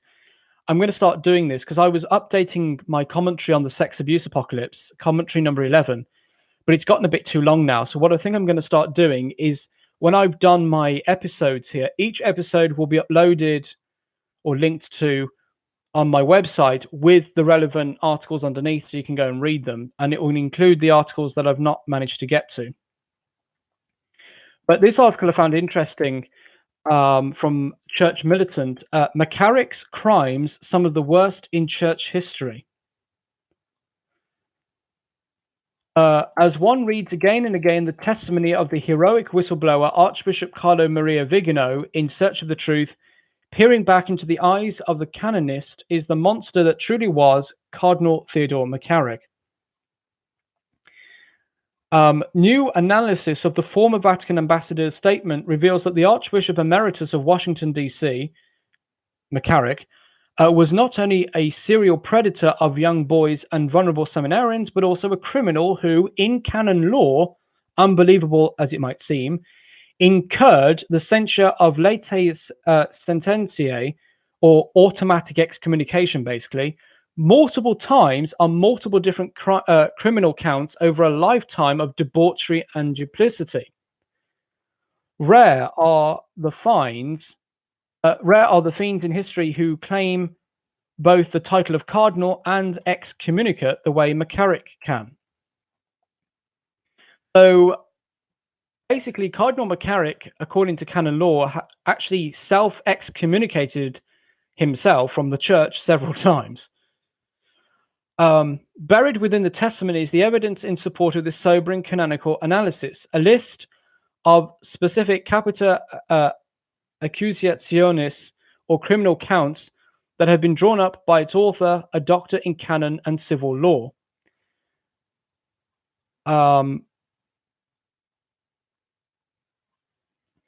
First, multiple alleged victims have asserted that McCarrick, at least since 1969, committed the canonical crime of sexual abuse against both prepubescent and post-pubescent minors. This would be in violation of Canon 2359, Section 2 of the Code of Canon Law of 1917, Article 72 of the Instruction Crimen Solicitationis of 1962, and Canon 1395, Section 2 of the current Code of Canon Law of 1983. The Church officially calls such vile conduct against nature and the innocent boys the crimen pessimum, which means the foulest crime. Sodomy is referred to as the foulest crime in canon law.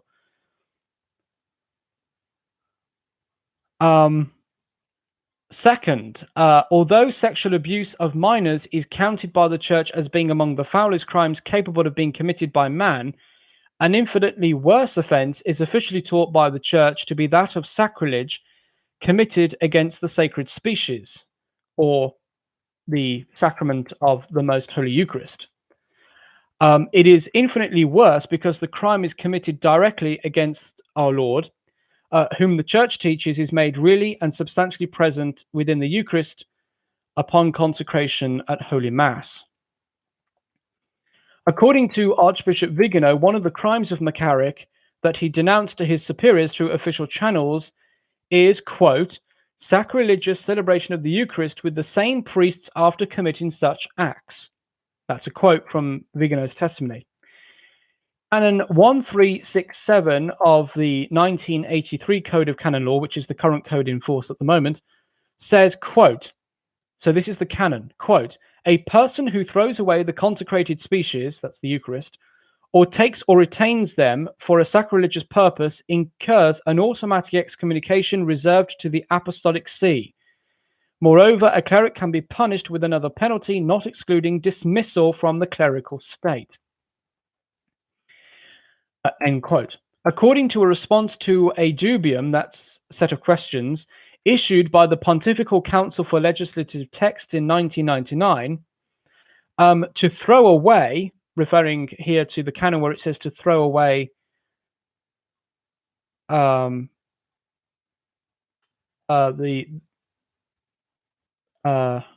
trying to check here, to throw away the Eucharist. In the Latin, it's abicere, to throw away, is not interpreted as including only the act of projecting, but also any action voluntary or gravely disrespectful of the sacred species. This may all be technical language for people who aren't Catholic who are watching this. Consequently, Archbishop Vigano's allegation that McCarrick committed sacrilegious celebration of the Eucharist upon having committed acts of sodomy raises the specter that he, in fact, incurred automatic excommunication reserved to the Holy See, because this sort of act, basically, sacrilegious communion, sacrilegious celebration of the Eucharist incurs automatic excommunication, because it's liturgical abuse of the Eucharist, and only the Pope can forgive that sort of an offense.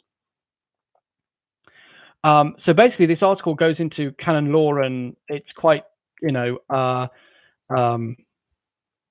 it's got a lot of Catholic jargon in it, and it's very technical. Um, so basically, what it means is that McCarrick practically excommunicated himself from the church several times. And it goes on to say about sacrilegious confessions as well. McCarrick actually absolved the sins of the people that he committed abuse with, which is illegal under canon law and means automatic excommunication as well. Another break here while I drink my pink champagne.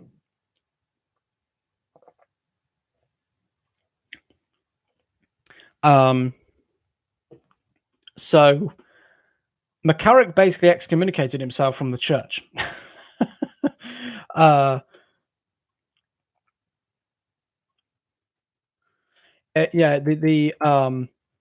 it goes on to say that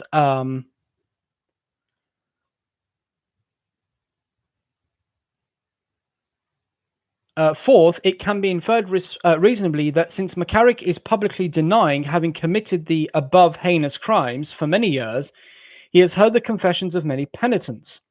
From the moment he was automatically excommunicated for sacrilegious celebration of the Eucharist and or for having attempted to absolve an accomplice in a sin against the sixth commandment, that's the commandment that says thou shalt not commit adultery, which includes any type of sexual sin in the Catholic Church. If McCarrick's excommunications were not lifted beforehand, McCarrick would have additionally incurred the censure of suspension a divinis, that's another Latin phrase, for merely hearing sacramental confession. So if you are excommunicated for one particular crime and then you go and sit in a confessional and listen to people's confessions, where you've just incurred another excommunication for another crime.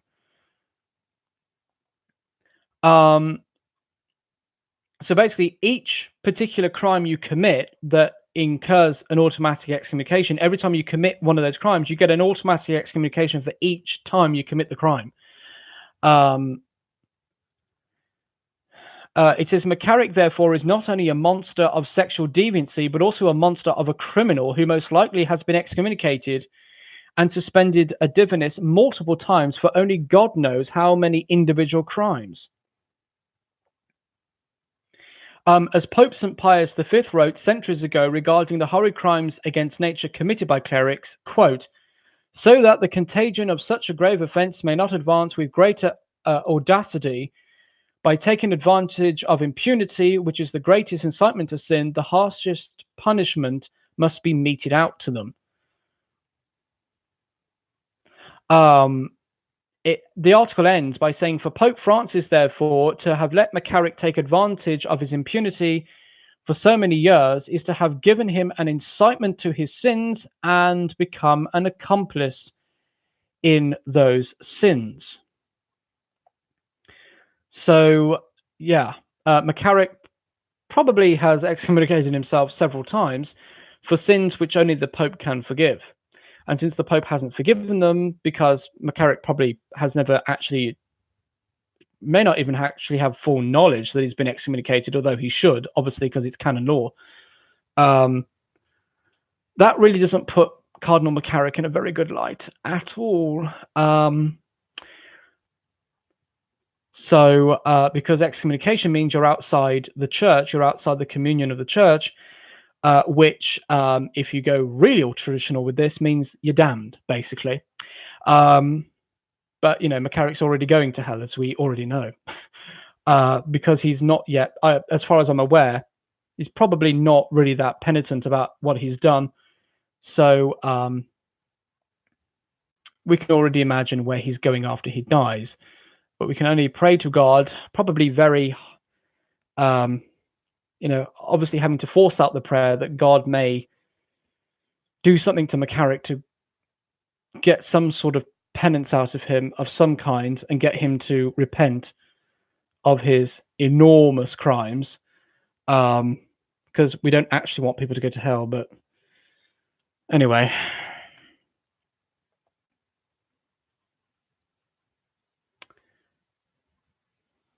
Right, let me just take a pause here and go through the chat.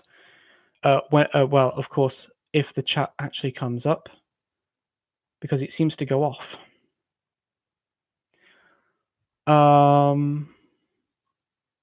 Oh, Chris Holman was in the chat. Yay! I got Chris Holman in the chat for the first time.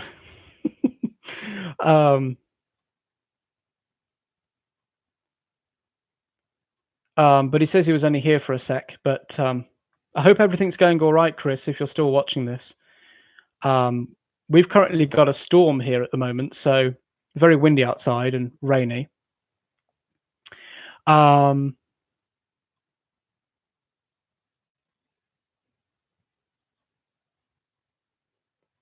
Maya says from the Golden Chalice. Oh yeah, for those who haven't come to the knowledge, earlier on in the live stream, I self-identified that this is actually a golden chalice, and the water inside is actually pink champagne. So I would appreciate that if you could acknowledge that, so that you don't become you don't become champagnist towards the pink champagne here. So yes, this is my pink champagne. That's why I call it that.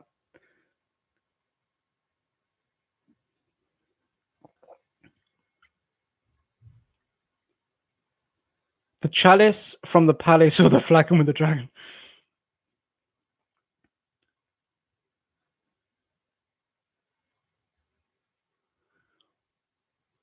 Yeah, so this, I self-identified this as a gold chalice with pink champagne, and it tastes quite nice actually. So anyone who says that's water, I'm going to denounce you for being champagnist and for being colorist because of it being pink. It's because it's pink. You're colorist and champagnist and glassist as well, because you obviously, if you don't approve that, if you don't accept that this is a gold chalice, it obviously means that you have a problem with chalices.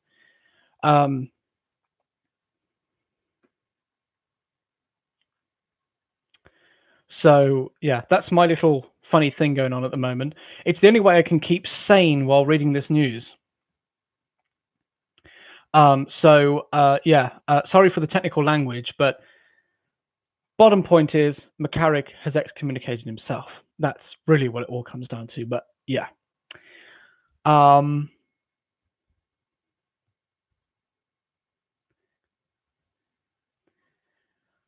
Okay.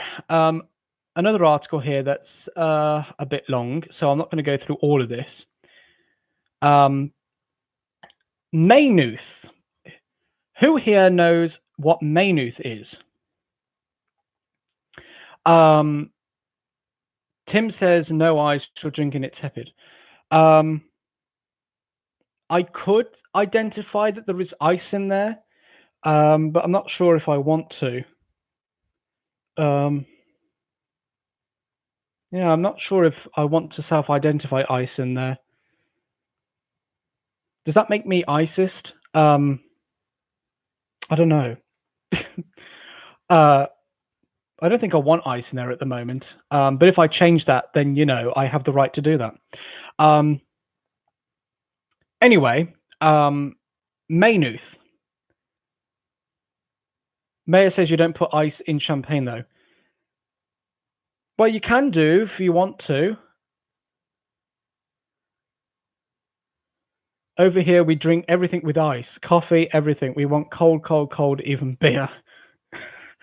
Yeah, if someone wants to, that's their choice. Come on, Mayor, don't be ISIS, don't be champagnist. If people want to put ice in their champagne, that's what they want to do. Let's not be ISIS and champagnist here.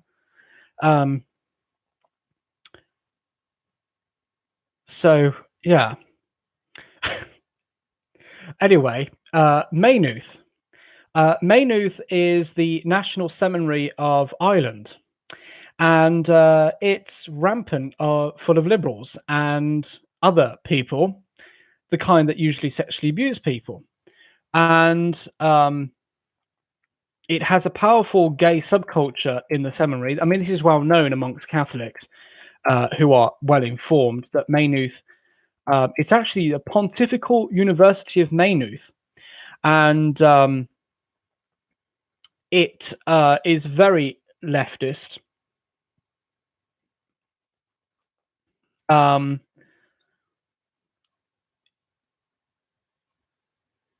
that in fact, when the same-sex referendum came up back in was it 2015? Yeah, 2015. A priest there decided that they were going to do a holy hour before the Blessed Sacrament, asking our Lord to stop, the same-sex referendum going through. And this priest was basically told by the seminary staff that we're not going to be doing that. We're not going to say a single word on this at all. And of course, there was silence on that. There was silence on the referendum for abortion this year. Not a peep out of everyone. So certainly not from our Holy Father, the Pope. No word from him, of course. Plastic in oceans is an emergency, but not children being slaughtered in the womb, or sex abuse. So Maynooth is just basically a hotbed of all of this leftist stuff. I mean, you look at the Irish bishops and they're so bad. I mean, Ireland was once the great Catholic nation, and now it's just as pagan as everyone else. You often see those images of St. Patrick, kicking the snakes out of Ireland. And of course, you get all these smart Alex who say, well, there was never snakes in Ireland. It's like, yet they represent demons. In fact, one of the interesting things is that the Celts who lived in Ireland were massively famous for being rampant homosexuals. And so here comes St. Patrick, kicks all the snakes out, converts the Celts literally single-handedly to being Christian. And now the spiritual descendants are turning Ireland into a pagan nation again. I doubt St. Patrick is too pleased about that. And coming from my parish is Catholic, is Irish. Obviously, it's Catholic. My parish is Irish, so we actually have an icon of a mosaic of St. Patrick in the parish. It's quite sad. I've actually got a little statue of St. Patrick, and it's quite sad because St. Patrick is considered to be the father of the Irish people, and in fact, I believe he actually had a vision where the whole of Ireland was on fire with the faith, and then the fire sort of disappeared, but in the north there was a bit of a fire, and the fire spread from the north to the rest of Ireland, which is actually very interesting when one considers that right now Northern Ireland, which is part of the United Kingdom, has historically been mostly Protestant. It's mostly been Church of Ireland, which is the Irish version of the Church of England. But actually, it's becoming more Catholic now. There are more Catholics in Ireland. And I think in the next few years, there will officially be more Catholics than Protestants in Northern Ireland, which from a Catholic point of view is okay. But the problem is that Northern Irish Catholics tend to be quite liberal. The government in Northern Ireland right now is mostly Protestant, and they are massively against abortion. But the Catholics in Northern Ireland tend to vote for the more liberal parties that support abortion. So for me, it's a bit of a toss-up. It's like, I really want Northern Ireland to be Catholic, but at the same time, I don't support the liberal policies of Sinn Féin. I actually support the DUP, even though the DUP was founded by a massively anti-Catholic Protestant cleric who had massively anti-Catholic views. He was the sort of guy who was like, all Catholics are damned and all of that business. So it's like a bit of a toss-up for me. It's like, it's like, why can't Catholics just be Catholics? I mean, it's so ridiculous. It really is.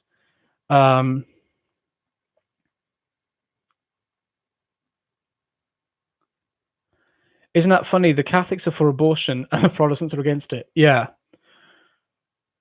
It really is. The Protestant government of Northern Ireland is because Westminster right now the UK Parliament is trying to force Northern Ireland to accept abortion. I mean, they're really, ramming it in. But the DUP, which is, as I said, it was founded by an anti-Catholic Protestant cleric by the name of Ian Paisley, who also founded his own church. I think it's the Free Presbyterian Church of Ireland, or whatever it's called. They're actually fighting against abortion, but the Catholics in Northern Ireland are, yeah. It really is a bit weird that, as a Catholic, I'm having to support in that regard. I'm supporting a party that was founded by an anti-Catholic Protestant, because the Catholics in Northern Ireland are supporting the very thing they shouldn't be. It really makes us look bad. I'm like, come on, Catholics, get back on shape. So, yeah. So Ireland, it's quite sad. In fact, on my father's side, my father's family claimed Irish descent, and in fact, I've been told that I have Irish features. So I'm starting to believe that's true. And apparently, I also, on my father's side, have American ancestry, but we don't tend to talk about that. No offense.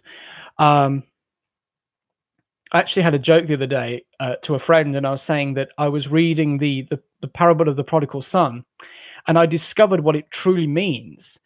The prodigal son, the father represents England, and the prodigal son represents America. And once America has squandered away its inheritance, it will eventually come back to being a British colony.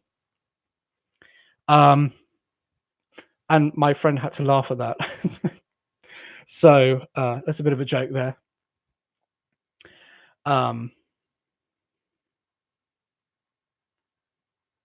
Yeah, there are extremely liberal and extremely conservative Protestants. Yeah,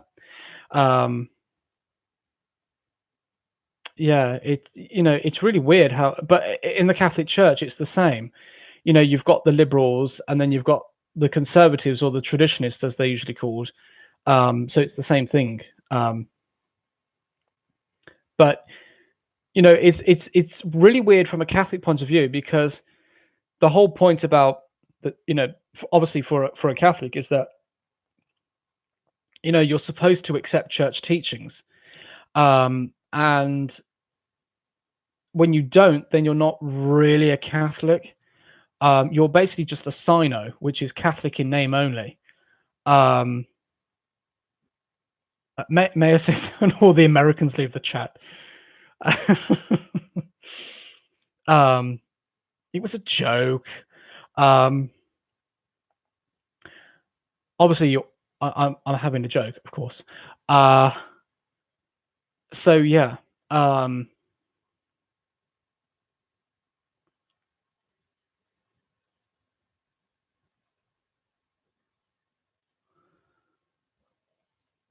I used to the church, at least the church I used to go to, there was a whole bunch of things, and we went through the catechism and everything else.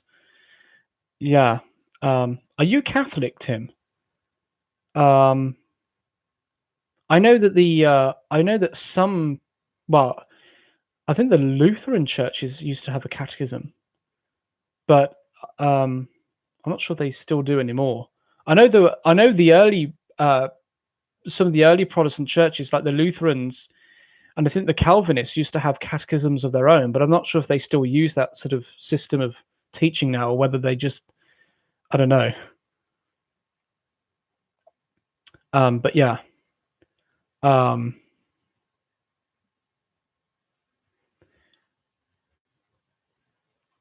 So, I'm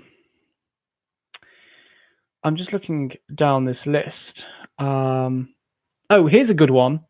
I'm probably going to wrap this up soon, but here's a good one, everyone. The Diocese of Brooklyn has shelled out $27.5 million to pay sex abuse victims.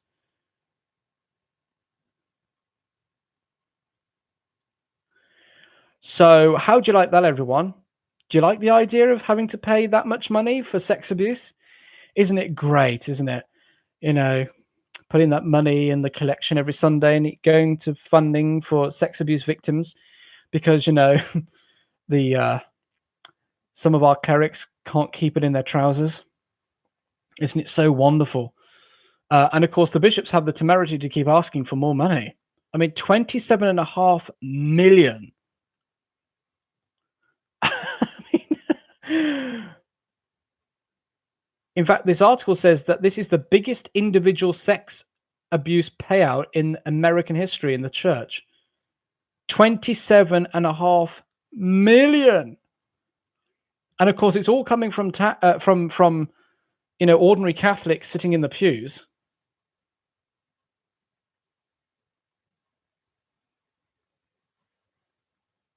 $27.5 million.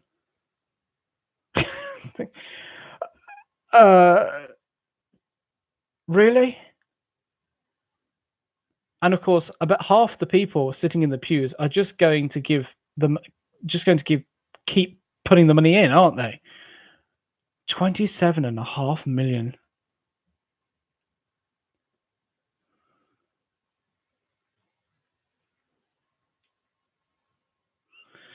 The church is complaining it doesn't have money. Parishioners are down, yet they're able to make money from the church and spend it on stuff like this. Yeah.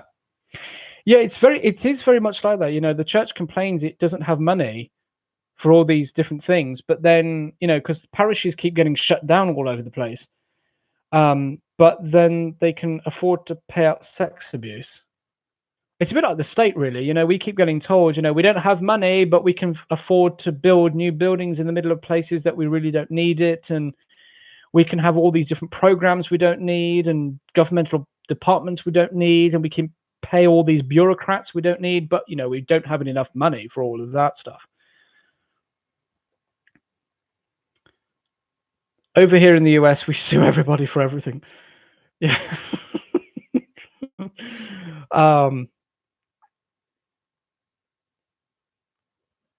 Yeah. I wonder actually how many people have actually sued. Well, this is suing the church, really, isn't it? That's why they're having to fork out all this money, because sex abuse victims are suing the church of all this money because of the abuse. So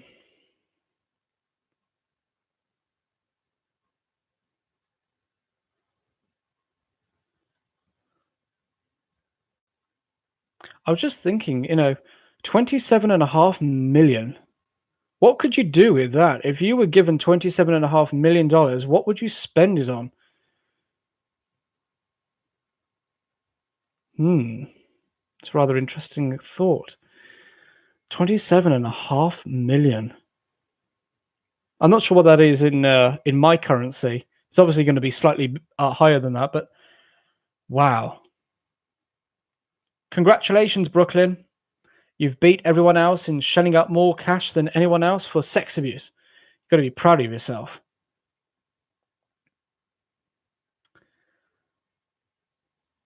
And the chat has gone off.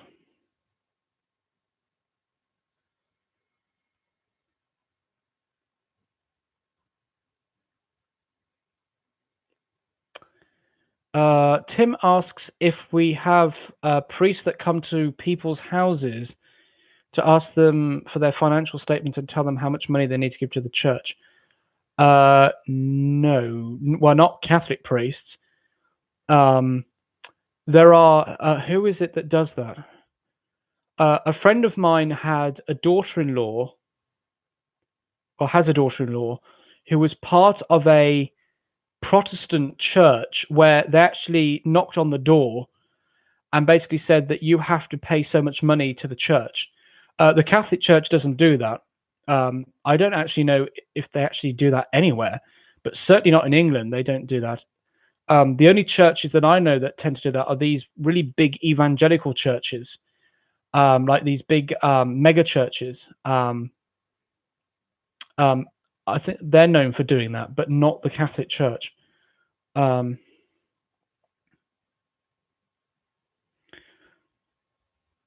Mass Faith 3 says, I'd buy gold and silver to start with so it stops losing value immediately and then pray.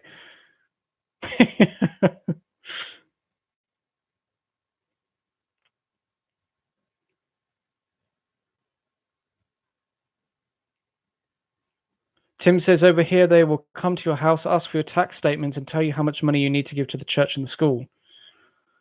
I'm not surprised. In America, I've noticed they do some really weird things, like the bishops actually tax the parishes, which I've never heard of, and it's really weird how that works. As far as I'm aware, they don't do that in England. But I've noticed that in America, they do tend to do quite strange things. Well, certainly from an English point of view, they do rather strange things. But they don't do that here. Mayor says build a theme park because everyone wants to be entertained. Yeah, I'm still trying to debate what I'd do with a $27.5 million paycheck.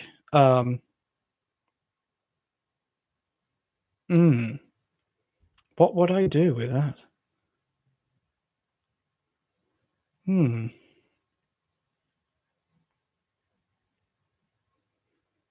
Well, I know one thing actually. I would spend some of that money on getting some real pink champagne, or if it doesn't exist, actually getting someone to make it, just so I can be snobby to everyone and say, I've got pink champagne. So yeah, I'd get pink champagne in a real gold glass. Some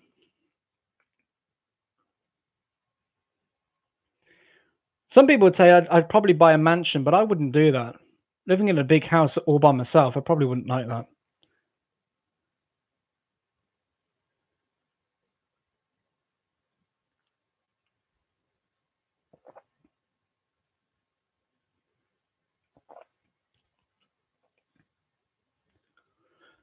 Tim says, I was doing some work at an old Catholic church, and the priest was very old, but he was telling me how he used to set money aside so the church wouldn't take it. So he'd have it to take care of his parishioners. That's interesting. Yeah, as I said, I think in America as well, priests tend to get a bigger salary / it's actually not a salary, it's more like a living allowance. In England, I know that my parish priest, for example, his actual yearly allowance from the church is like £900 a year. When you consider that, most people's salaries are usually in the 20s or 30s, like thousands. And then you think that, a Catholic priest in my country lives on £900 a year, plus stipend for masses and stuff.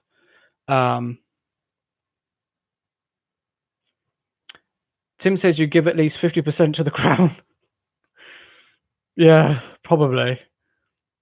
Actually, the interesting thing about the monarchy is that they actually publish the annual monetary finances of the monarchy.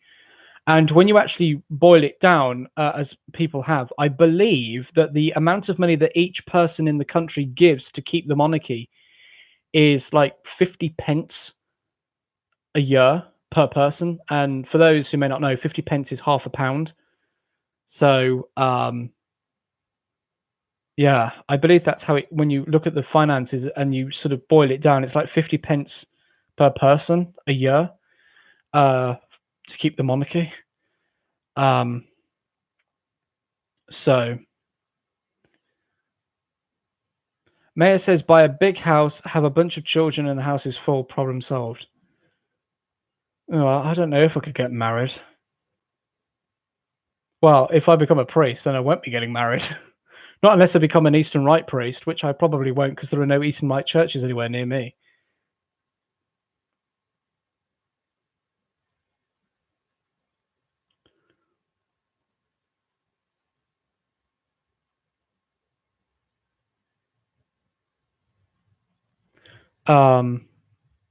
Tim says that's unbelievable. Yeah, priest living on £900 a year. But the thing is that things like the bills and the car are owned by the parish. So the parish pays for his electric bills and pays because the car my parish priest drives is actually owned by the parish. It's owned by us in the parish. So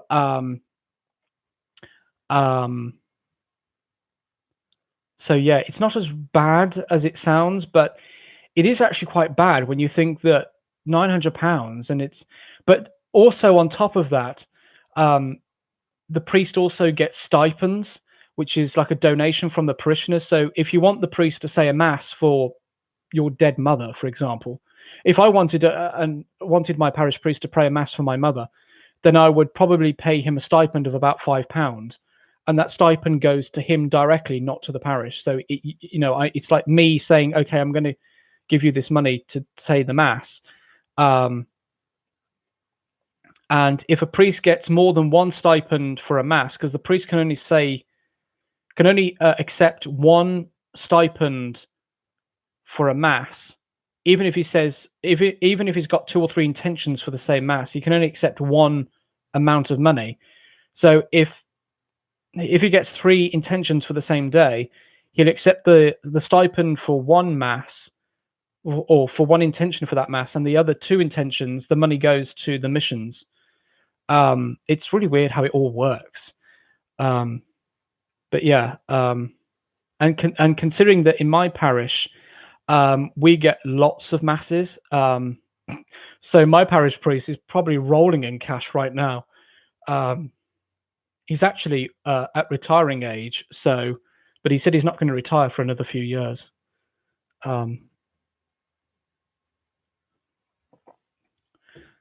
So I actually think I have a what's it here? A parish bulletin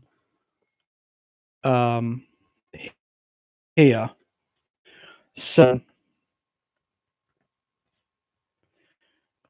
yeah, so on the parish bulletin, so for example, this coming Saturday, the vigil mass at 6 p.m, there are 4 intentions to be prayed for. Now, usually some of these are names of parishioners who've been dead for years, and their name comes round on the thing. But if you had like 3 intentions on the same mass, the priest can only accept the stipend for one of the masses. But yeah, Tim says 50 pence is not bad. Yeah, it's like 50 pence per person to keep the monarchy. I'm like, yeah. You think it's 50 pence per person to keep the monarch, and it's like millions to keep the government. It's like, how does that work out? The government takes more money than the monarchy does. And interestingly, George III, the rotten evil king that America broke away from, George III he actually gave, because the monarch used to have its own land. The monarchy had its own land, and it would generate its own revenue from the land. So before George III, the monarchy would literally have its own farms. In fact, the king was the biggest landowner in the country, the second bit being the church. So the king would have his own farms, and then he would employ local people to come and work on the farms, and he would generate money to keep himself and his family from that money.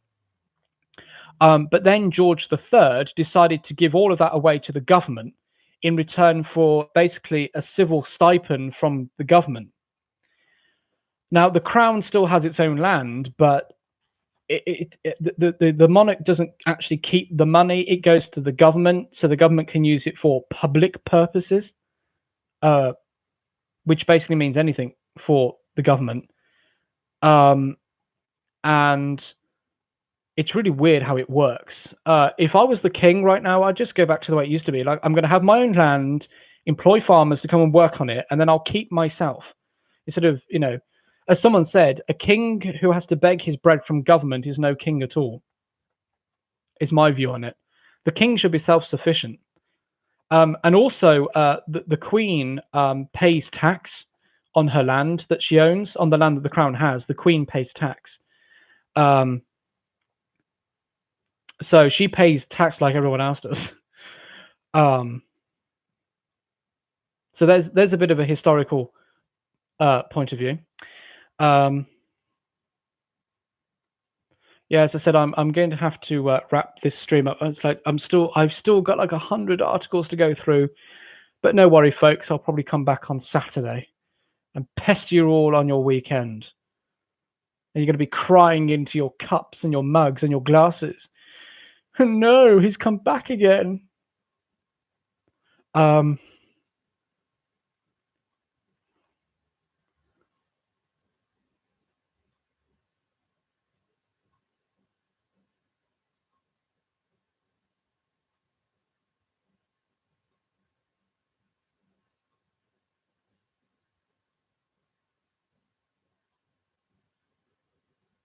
yeah, GMO.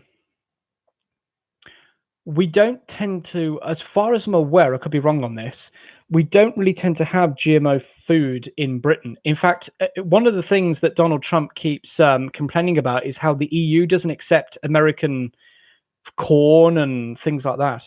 Well, it's because it's got GMO and we don't accept that for the moment. So someone needs to go and tell President Trump to tell Monsanto to basically just disappear into oblivion. You know, a lot of Americans actually, when they try certain types of English food, they'll say that it has a funny taste, and it's because it's organic, because we don't, you know, jack up our food with GMO and other stuff. So, for example, a thing that we do here in Britain is when you go to a supermarket, you'll notice that eggs are not kept in fridges or freezers. They're kept on a shelf like bread does. It's kept on the shelf. They're kept in cartons on the shelf.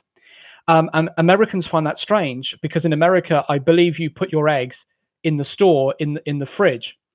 Well, the reason why we don't do it in England is because we don't wash eggs. Because I think one of the things you do in America is you wash the eggs before you package them and sell them.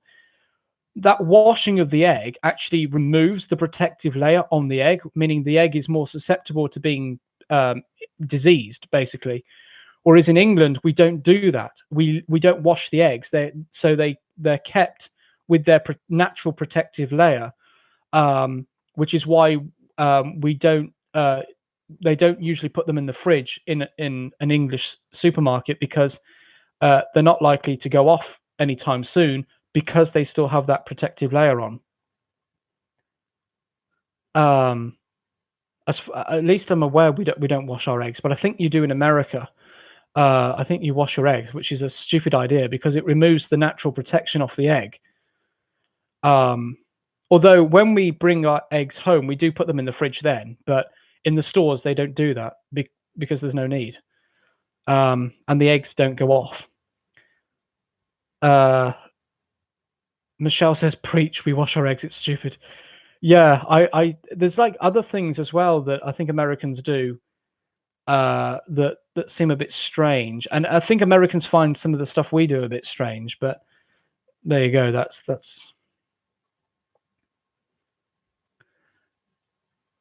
Michelle says we don't wash any of God's little acres' eggs. Yeah, yeah. That we don't wash them in England because it removes the natural protection of the egg.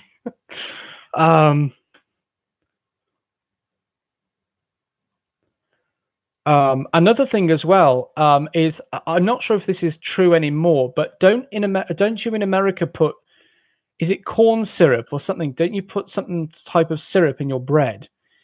I'm sure I heard that from someone on YouTube, and I found that rather weird because we don't do that in England, of course. But I always find it weird if that is true that you would put corn syrup in your bread mixture or whatever it was, and it's like full of sugar or something. I've never understood that.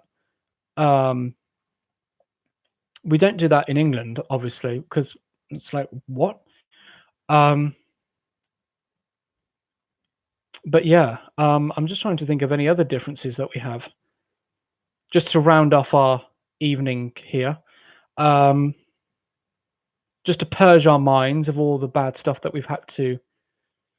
Tim says everything has corn syrup. Yeah, I noticed that in America, you seem to have this weird obsession about putting corn syrup in everything. It's really weird. Certainly from an English point of view, I'm like, what are you Americans doing? It's like, what are you doing?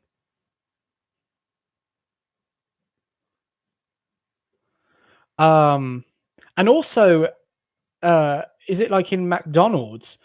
Because Alex Jones mentioned this several years ago, where you have what's it called? It's the ingredient they put in plasticine, and you have it in your McDonald's fries and things like that. I'm like, it's like no wonder Americans are, all over the place. Why they're traditionally considered to be, sorry about this, but you are considered to be dumb people. Certain Americans, like, well, yeah, it's because they, the government allows, companies to put basically poison in the food. It's like, what do you think is going to happen if you got?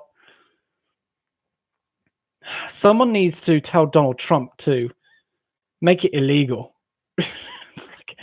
And then the whole thing with the pesticide, when you breed pesticide into the corn and you see it sweating on the cob, and it's like, hold on a moment, you're going to be eating that and it's going to go inside of you. I'm like, if that pesticide kills bugs, do you think it's not going to also kill human beings? It's like, really? Monsanto, really, it should be called.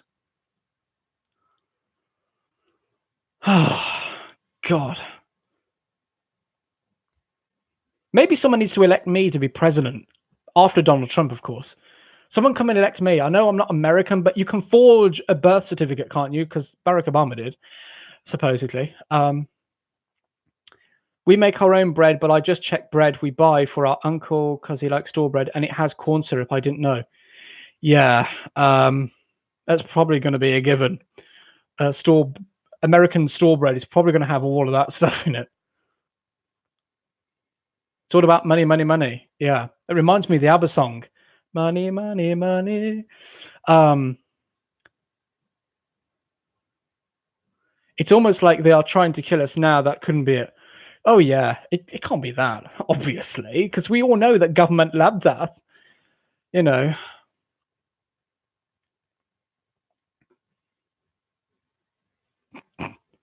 You are my favorite person right now.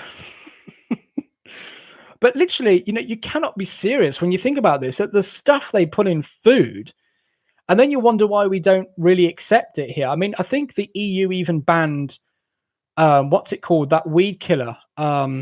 Is it Roundup? I think that got banned. I'm sure it got banned in the EU. They actually banned it because they said this is killing people because you get infected by it. Like, I don't use weed killer because it never actually works. So my weeds tend to get hit by fire. Usually it's what do they call it? The blowtorch thing that I've got. So it's like it just ignites and it's like, bye-bye weed, because weed killer doesn't work on the weeds in my garden. My weeds actually grow from hell itself. They're satanic weeds. They literally, I've tried poisoning them and they still grow. So they are from Satan. They are literally hell's weeds. Roundup, yeah. It's like Agent Orange. I'm sure that Roundup was recently banned by the EU, which is rather surprising considering they're trying to crack down on the internet, but they actually did ban. I'm sure they banned Roundup in the EU. I'm sure they did, but I don't use weed killer really.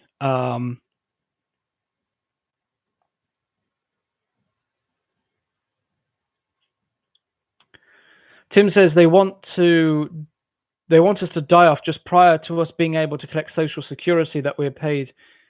Yeah, they do the same thing in here in Britain. Our version of social security is called national insurance. That's what it's called for us. It's called national insurance, and you pay into it. and they've raised in the last year or so, they've raised the retiring age. It's like 60. What is it? I think it's like 67 for women and 70 for men. And it's like that's the age when most people tend to die. And they just keep pushing it up and up and up. I know I've got a friend who's in her 60s. She was going to retire like this year, but she can't because they've upped it to 67 for women, and it's ridiculous. I mean, we can all see, why they're doing it. I mean, you'd have to be brain dead not to see why they're doing it. I know in Britain, national insurance, the pension was brought out in the early 1900s, because before then, of course, you worked until you practically died, and your money was what you made off of what you did. But then, of course, the government stepped in and says, "We're going to help."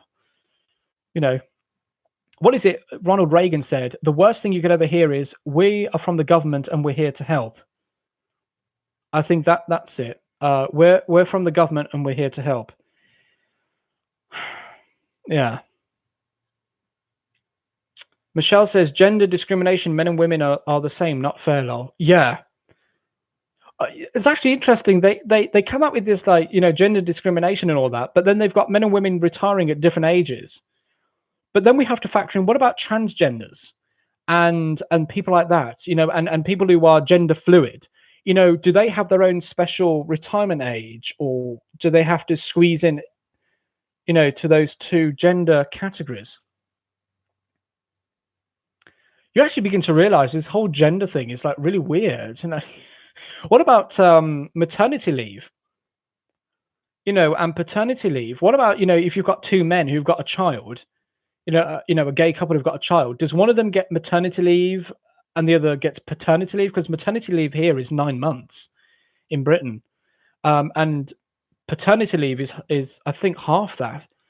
Women get 9 months off to have their babies, but if you've got a gay couple, does one of them become like the mother and they get 9 months off? I don't know if they've actually done anything about that.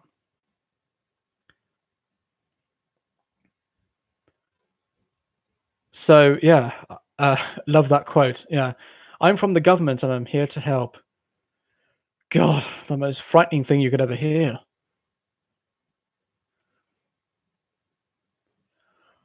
But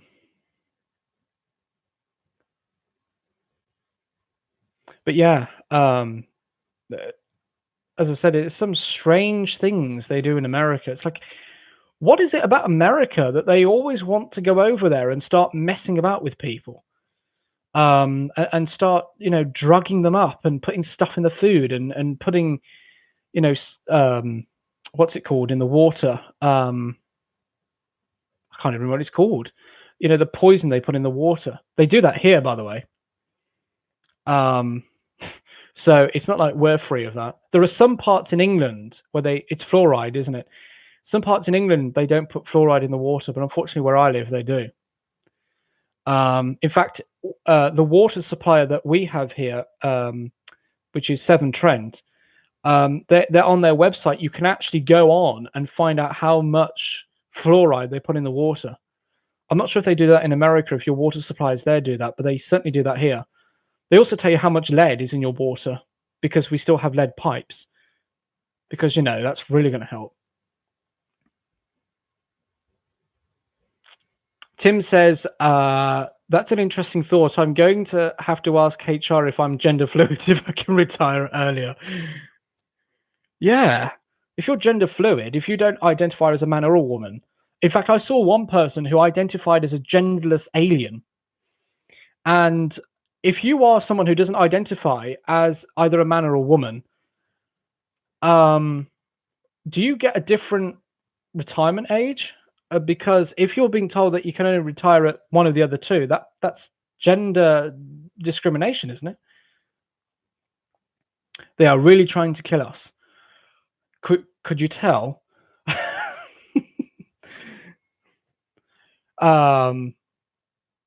we've got chemtrails. Oh yeah, that's all nice. We're just going to put these little things in the air, and it's all to help you, though. We're just spraying the fields with what?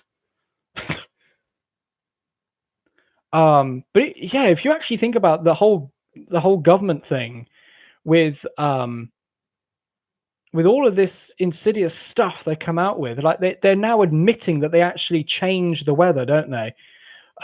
Maybe that's what they're doing here. Maybe that's what all these storms are. Maybe that's why we've got these weird storms going on. Hurricane Florence. Do you think that was man-made? You want to talk about man-made weather, everyone. You want to talk about global warming. What about global weather change caused by government?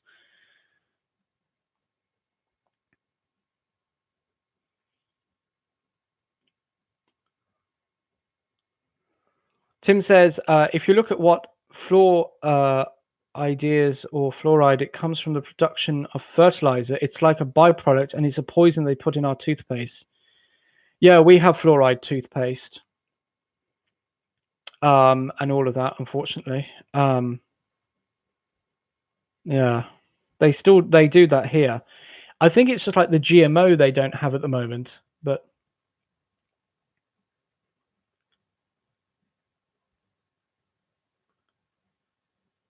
oh, thank you, Mia and Michelle, for reminding me what it was. Fluoride, yeah.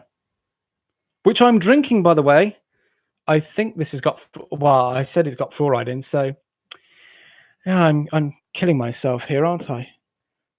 My pink champagne's got fluoride in. Oh, but if we self-identify fluoride, I self-identify fluoride as being very good and nutritious.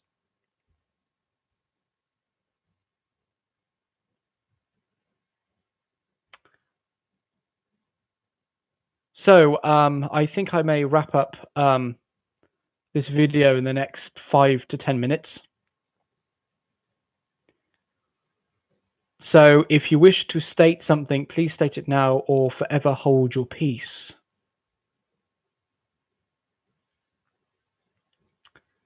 Yeah, as I said, I was planning on doing a catechism series to go through the catechism here, because I'm actually doing a course in it. So this very thick book is going to be our guide for our catechism course.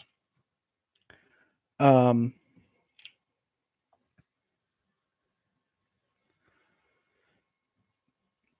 says, don't forget about the nanoparticles they're putting in food too.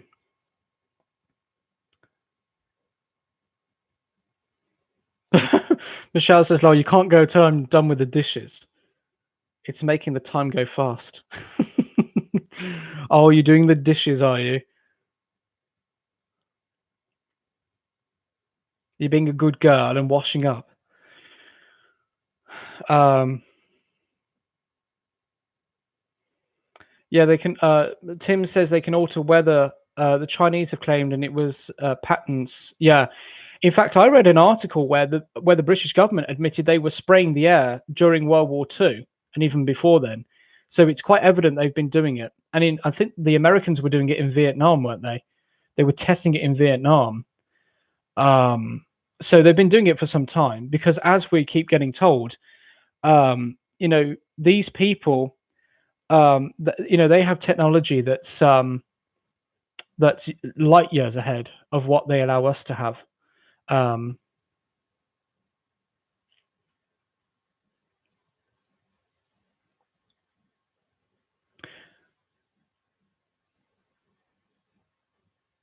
Yeah, do not swallow toothpaste. Yeah.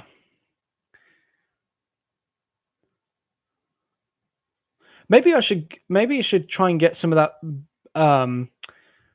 what's it called? The toothpaste that Alex Jones sells. Maybe I should get some of that.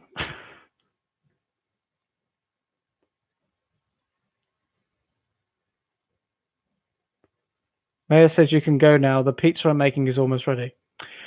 Oh, are you taking advantage of me? Naughty girls. One of you is doing the washing up and the other's doing a pizza.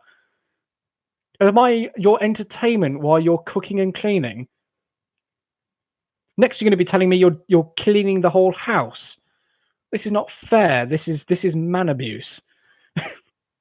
This is gender discrimination.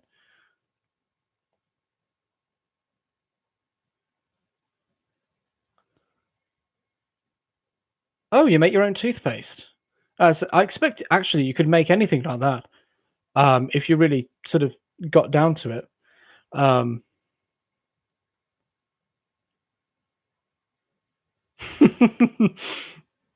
No, I'm gonna complain. I've been abused by these women on YouTube. They've been making me stand here and talk while they've been cleaning and doing other stuff.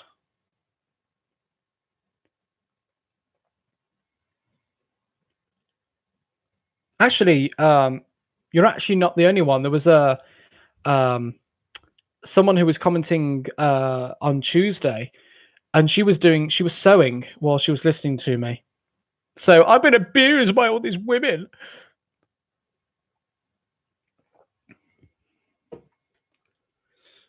Maybe I need to get some of you to do that. Maybe Michelle can entertain me while I'm doing something.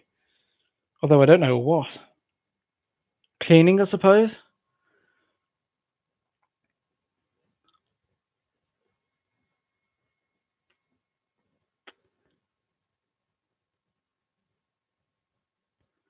Tim says the sad part is some of that technology came from Nikola Tesla. He's the man that wanted to do everything for humanity, but the whoops, notification got in the way. Oh yes, my computer has reminded me that tomorrow Matthew the Apostle. So I'm going to have to go and pay homage to him tomorrow. Otherwise, he won't let me read his gospel. But the government stole it for themselves. Yeah. Yeah, it wasn't Nikola. Didn't Nikola Tesla say that that he didn't agree with Albert Einstein, and said that Albert Einstein's theory of relativity or whatever it was all balmy and whatnot. I think that's the Tesla I'm thinking of. Unless there was someone else called Nikola Tesla. I can't remember. Michelle says, "Lol, it's a gift you get you get to give your entertainment to us. God counts it in your favor." But I hope so. I hope I get to score a lot of brownie points entertaining you lot. Maybe I need to do that. Maybe on a Saturday evening. It's like just entertainment day. We get to talk about. Actually, we could do that. Actually, couldn't we? Just have a round. Just a nice weekend chat about whatever you want to talk about. The viewers get to tell me what they want to talk about, and we'll have a chat. You get to phone in.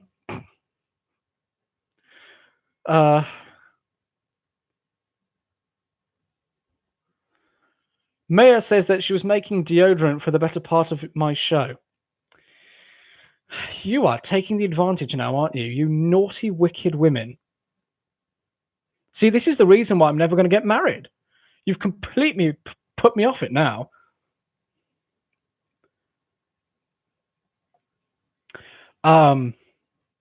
Yeah, maybe we could have a Saturday show where we just talk about whatever. Actually, all of it's going to be depressing. Oh, by the way, Michelle, I watched your video on your garage clean out. I was rather impressed with the floor, actually. It was all nice and tidy in there. The man cave. That was rather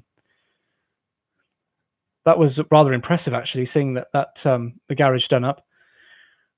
So, have you shown it to your uncle? I wish I could have seen that. Your uncle coming in, like, surprise! We made up your garage for you.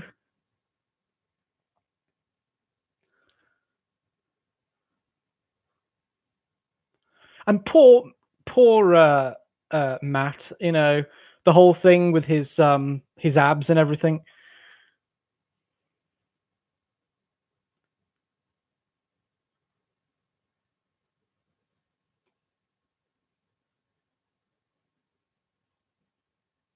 Oh, well, he was stunned. Oh. We did something good for Uncle. I actually quite like, was it the clock, the neon clock on the wall. That was quite a nice thing to have.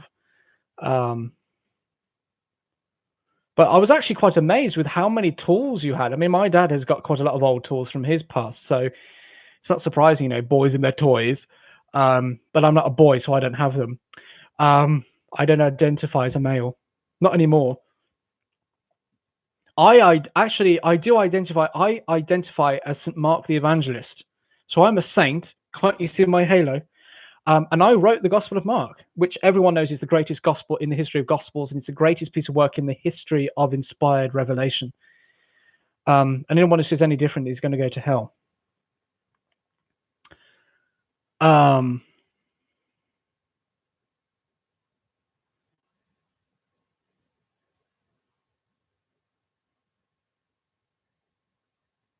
It's been a long time collecting them. Well, I can imagine that, collecting all those tools. So actually, you find out, when you actually sort things out, you actually find out how much stuff you keep behind. My dad's got lots of stuff that he doesn't use. But it's like the sort of stuff that you never throw away.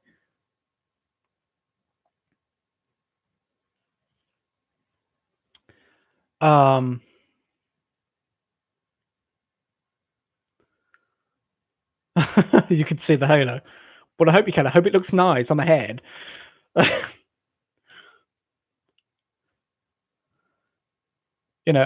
hope you all noticed I had my hair cut, everyone. Because us girls have to have a hair done.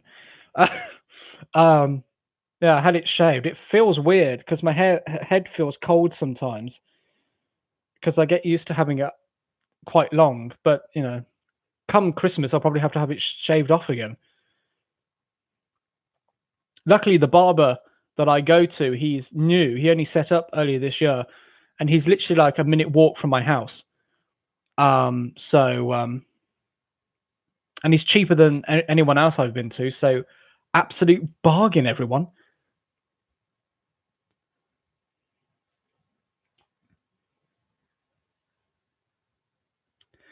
Maya says,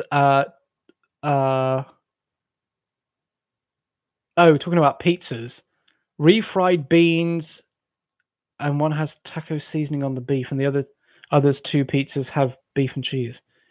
I'm not really adventurous when it comes to pizzas. I usually just tend to have plain or pepperoni. It's making me hungry now. I had rice for dinner because literally there's nothing else because I've got to order in a load of shopping. So I had beef flavored rice. So fantastic it was. It was so exciting.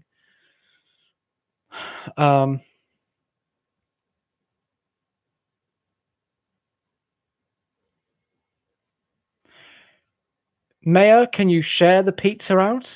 Is there a way of you doing that?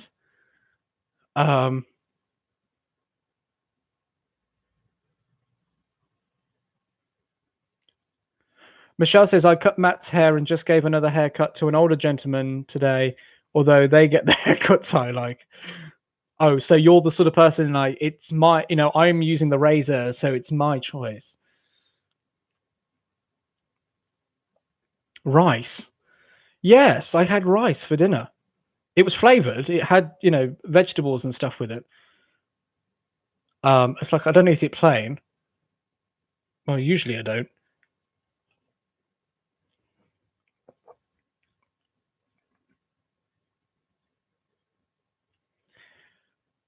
Explain to them how you guys don't go to the store yourself. Oh yeah, we don't go shopping. I mean, folks, really? You actually go shopping? In Britain, supermarkets will actually deliver food to your house. You literally just order on their website and they just deliver it.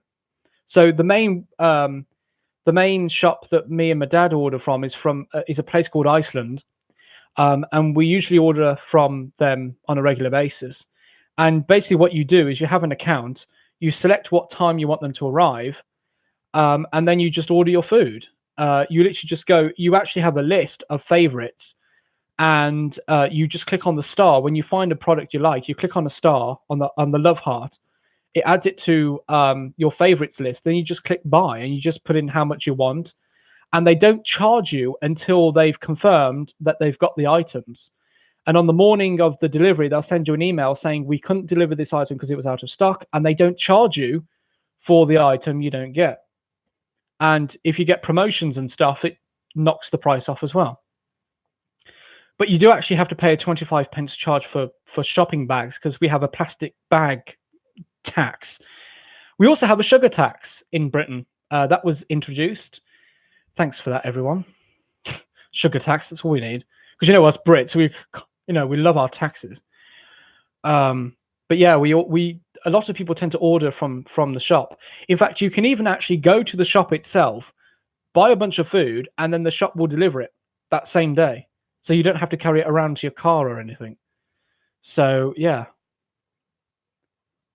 Do they not home deliver in America? Actually, probably not, because everyone lives like a million miles from everyone else. Because your country's so big, like your houses are massive. My house has only got 5 rooms. Literally 5 rooms. 2 bedrooms, bathroom, kitchen, living room. That's it. And you have to squeeze everything into those 5 rooms. Literally.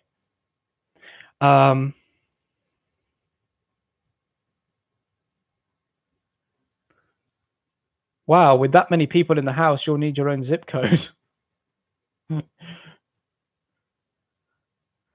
I'll send you a hologram of the pizza. That'll be the day. Whoop. The wind has just blown the bathroom door shut. Because it's very windy outside, everyone, because, we've got Storm Brunner, Irish name. We've got an Irish storm over us. Can't you hear the Irish music playing in the background? How does that tax apply to? Does that tax apply to honey or maple syrup? Well, as far as I'm aware, it applies to basically. I know with for example, the Coca-Cola, if they put X amount of sugar, I can't remember what the amount is. If they put more than the required amount in their drinks, then they have to pay the tax. But I've noticed that even the drinks that have got no sugar in have gone up. Like because on a Sunday after I have been to Mass, because I go to the 11 o'clock Mass in my parish, because it's an Irish parish, there's a pub next to the parish. Literally, it's next to the church. So I go to have drinks with my friends, and I've noticed that because I usually drink pop, or soda as you call it in America, I don't tend to drink alcohol, except wine or champagne, and that's only on certain occasions. I tend to just drink pop that's got no sugar in, but even that's gone up, because it used to be £1 and now it's £1 10 pence, and it's like, but it's got no sugar in, so why has that gone up? I actually don't know how it works. I don't think anyone knows how it works. That's the whole point. No one knows how it works. We're just dumb enough to pay it.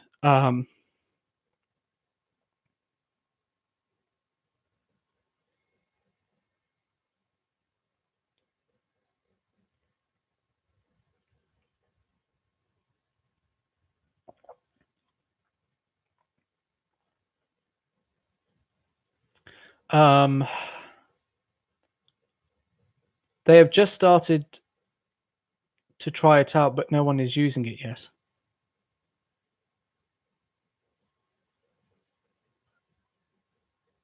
Is that in reference to the tax or the replacement of honey and maple syrup from sugar? If that makes sense. But yeah, they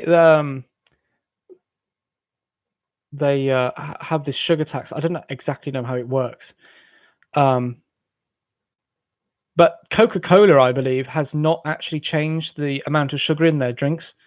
They're just paying the tax because they're so bloody rich. They're just paying it. It's like, it's not going to stop them. If they're rich enough to pay the tax, they're going to pay the tax no matter what you do.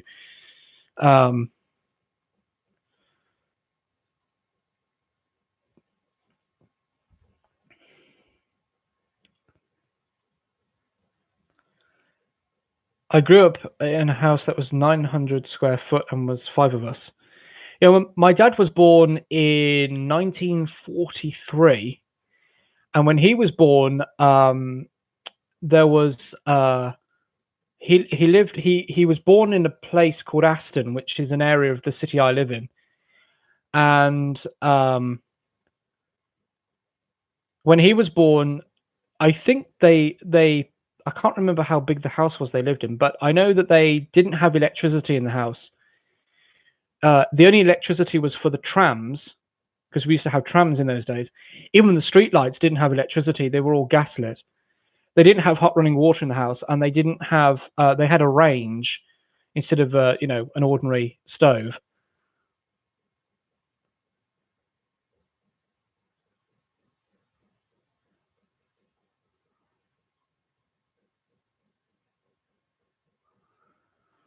Michelle asks, would they tax honey and maple syrup because it's technically sugar? It's just natural form versus cane sugar.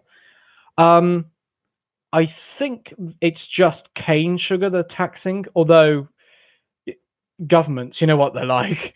They don't really define what they're talking about because it's all arbitrary for them.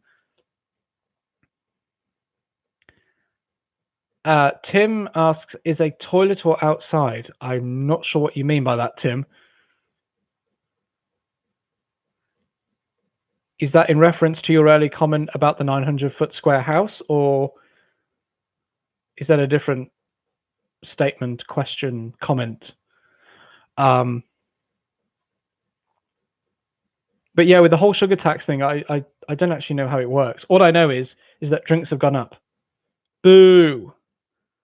Of course, they all claim they've also shrunk chocolate bars as well in Britain. They've made chocolate bars smaller, but they still charge the same price as they did before.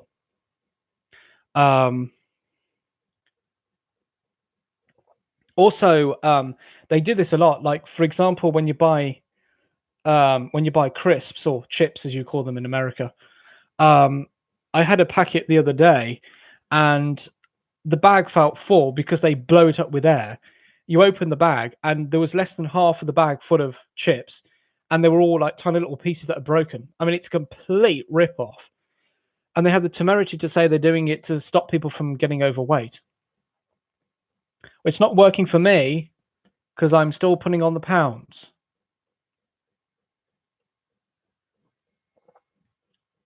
So, government again, trying to interfere in everyone's life. So they do the same thing in America. So they blow up the bag full of air. You think you've got a full bag, and you open it, it's like less than half. It's like, but I paid a lot of money for this. It's like, what the hell? May as well just make your own at home, which you can actually do, by the way. In fact, my dad complains about the price of food and stuff, and I just say, why don't we just make it at home? Probably would be much cheaper. The bread's gone up, and I just make your own, Dad. It's like, well, I can't be bothered. Well, don't complain about the prices then.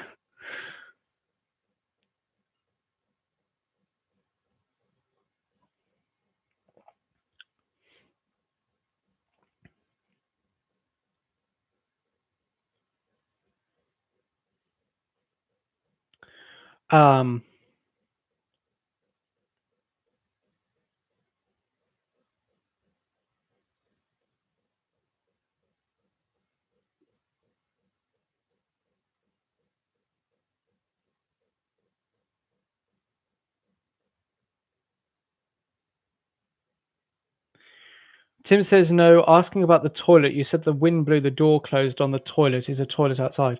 No, the toilet is the bathroom. So the toilet is, what you sit on. It's in the bathroom, which is just across the hallway from my room. And I just heard the wind blow the door shut. The toilet is not actually outside, or that used to be before they moved it inside the house many years ago. And one half of the kitchen used to be a coal house. My dad told me about that. But yeah, this whole language thing, so toilet and bathroom usually mean the same thing. We tend to, maybe I need to do a British English language course.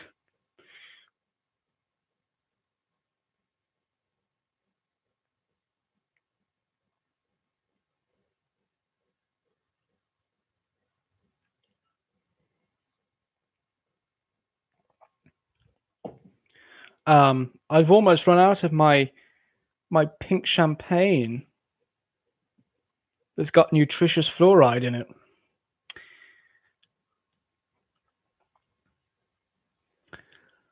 Yeah, sort of thinking about that, like the language difference is a bit weird. Um, like certain type of fruits, is it vegetables? I think certain type of vegetables we have different names. Anyway, I'm going into a whole different range there, aren't I?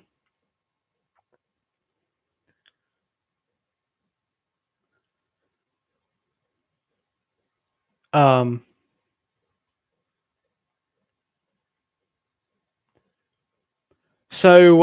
Michelle, have you finished washing up the dishes? And Maya, have you finished whatever it is you were doing, your pizzas? Because it's almost midnight here. In the next 9 minutes, it's going to be Friday. I'm going to be in the future. I'm going to be in tomorrow, which is what happened on Tuesday. I went over midnight. I'm like, oh, good God. Maybe I need to do these episodes a bit earlier. Oh no, otherwise I'll be eating my dinner live.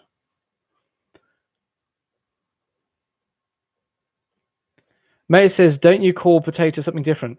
We call them spuds. We call them spuds, yeah. So a bag of potatoes is called a sack of spuds. It's usually what we call it. We just call it spuds.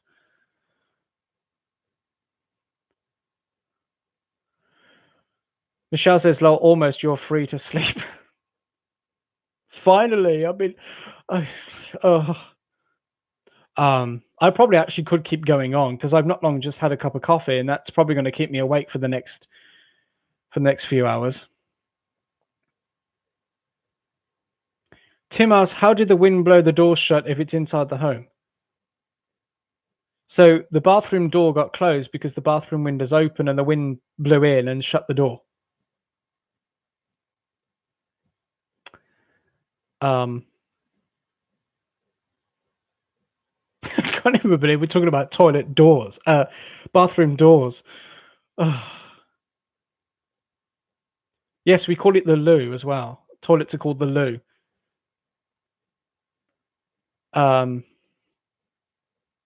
We also call it the lav, which is short for lavatory. Yeah, you're going to learn all of these British slang words. You're going to all be speaking like me, and every one of you has got to learn how to say fluxinoxinhilipilification. You've all got to learn how to say that word because it'll make you sound so intelligent and especially if you say it in an English accent, especially an upper class English accent, received pronunciation they call it. If you say that word, people are going to think you're a walking dictionary. You're going to be so intelligent. Don't ask me how you spell it because I can't remember. I know the first few letters are FLOCC and IN, and I can't remember after that. Fluxinoxinhilipilification. I'm going to turn you into civilized English people. Civilized, whatever that means.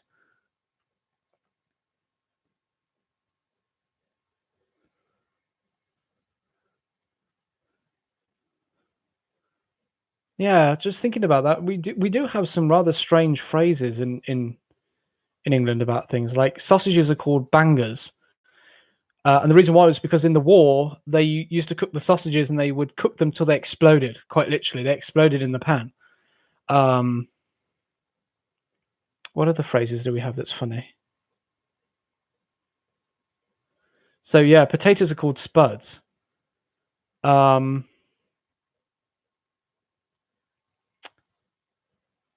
else have we got that sounds funny? I've probably got like a million things that I could say, and I can't remember any one of them.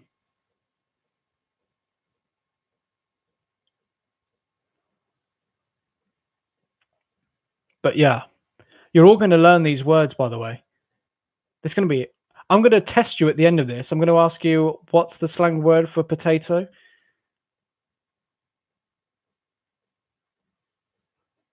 Americans like to blow up things. Potato guns. Mayor says, yes, you have the job of making us barbarians into civilized people.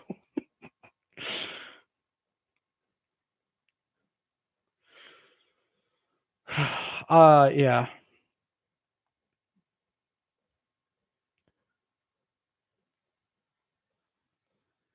Um, Potato guns. Never heard of that. Potato guns. God. What do people think of nowadays?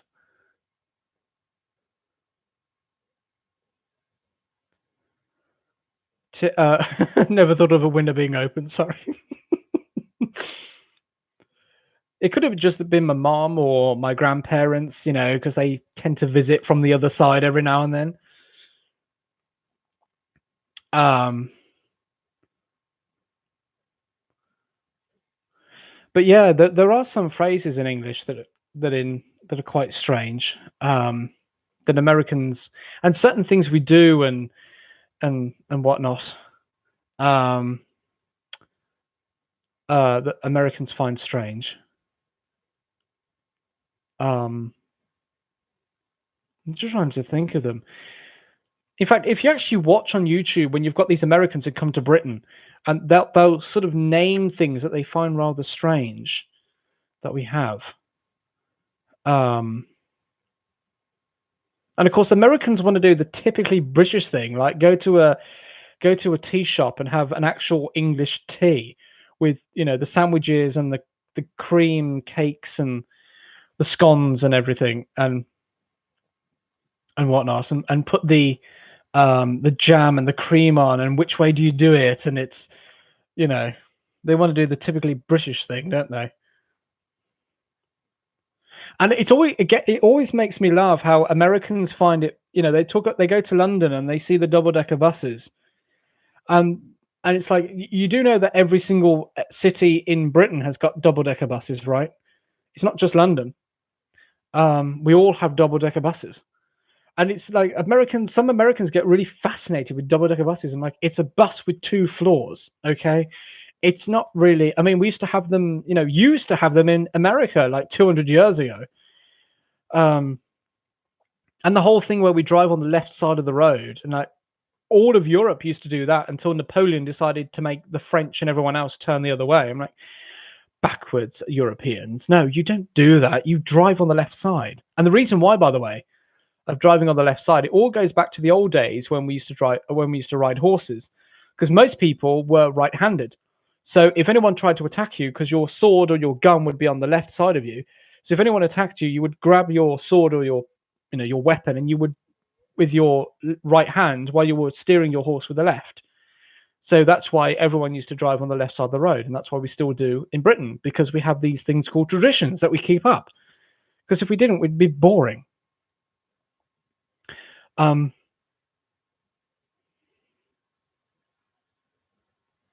Mayor says, check out Say Perfect's 4th of July video if you want to see how Americans really act.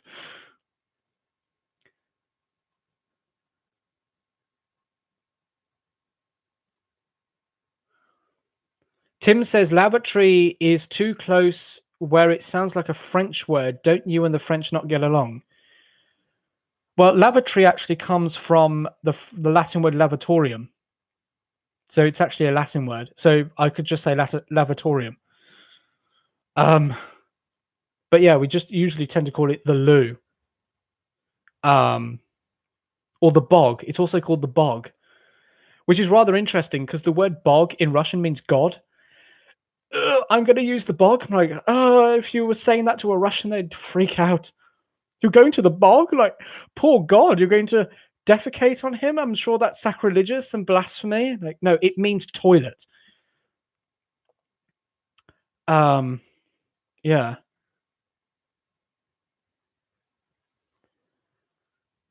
It's like these really weird words. Like, you've got words in English that sound rude, but they actually are not rude in other languages. It's really weird how language works.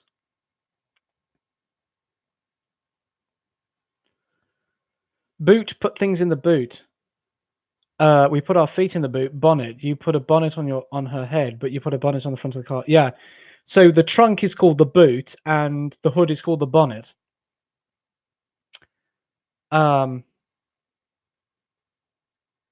Yeah. God, this is going to become a course in learning British English, isn't it? Michelle says you're the first Brit to explain the left side of the road bit. You're welcome. Maya says bog means swamp here. Yeah, bog also means a swamp here, but it also means toilet. But bog is actually, I believe, the Russian word for God. So, if you've got a Russian friend, you go, I'm just going to use the bog. You shouldn't really say that in front of a Russian. They're probably going to get offended. Welcome, Sanha. Hope you've had a safe journey. I've been abused, Sanha. Michelle's been cleaning, and Maya's been cooking pizza. And they've told me to stay on until they finish that.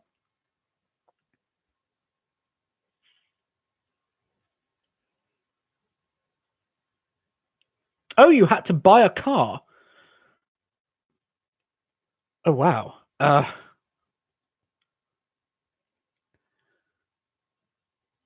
Potato guns on YouTube. I'm probably actually going to do that once I finish this live stream. I'm probably going to go and find what potato guns are.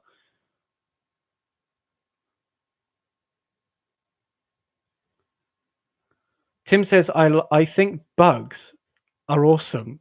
You mean buns? Like, because you talk about cranberries. You're talking about cranberry buns. A good bun to have is a hot cross bun.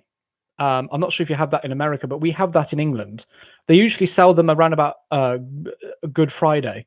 You're supposed to eat them on Good Friday, and they're basically it's a bread bun with spicy fruit in, with a cross on top, and you're supposed to eat it on Good Friday as a sign of, the spice supposed to represent the spices on Jesus's body.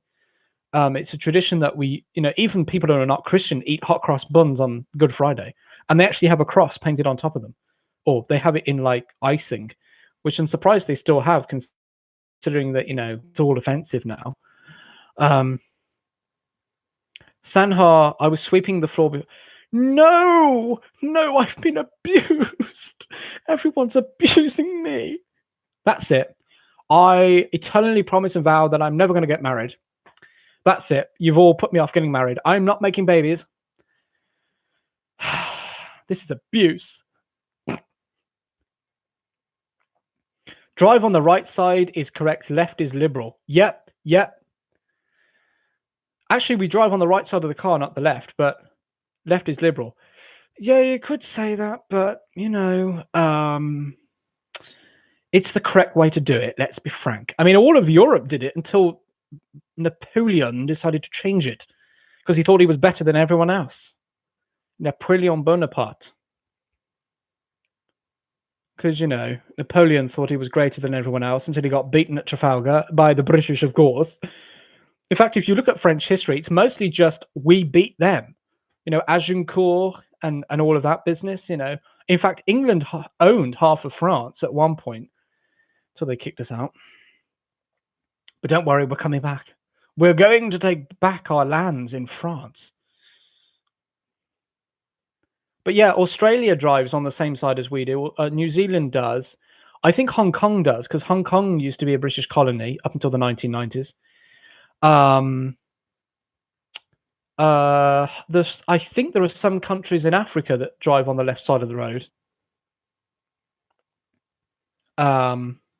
Obviously from the former imperial days.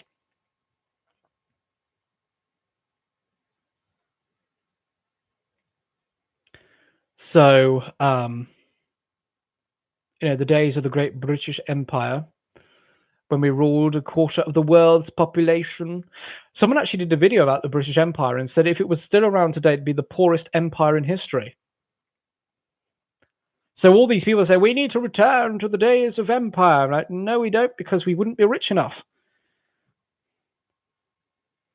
Maybe we should try and take over America. No, actually, probably not.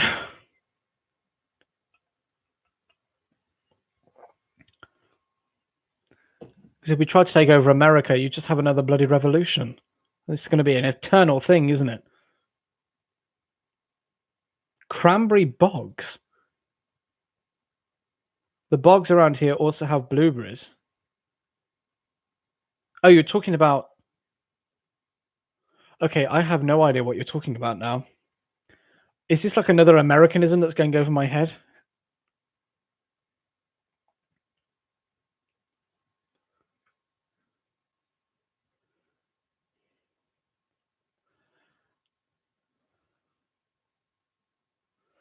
And all the Americans leave the chat again. This is so sad, isn't it? There's no one here from my part of the world. None of my homies. There's no one here apart from Americans. I've been surrounded by all these Americans. They're being abusive. You're not creating a good impression about you Americans. You know that, don't you? Like being abusive to me, using me while you're cleaning about the place and cooking your food and whatnot, and buying cars. It's like you're not creating a good impression of you Americans. You know that.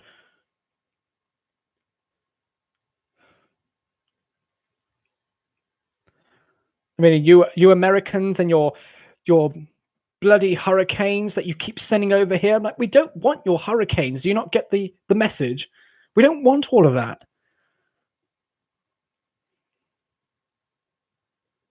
Tim says that he's on one heck of a time delay for some reason. I wonder why that could be. Usually, I think the chat is like 30-second delay, isn't it? But I don't know.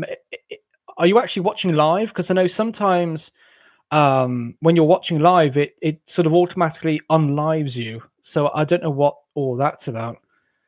Come to America, we'll show you a good time. Would I be allowed in America? Hi everyone, my name is Mark. I'm here to convert you all to being British. I'm here to reconquer you in the name of Great Britain. What's wrong with buying a car? Oh, there's nothing wrong with buying a car, except if you're doing it while watching me.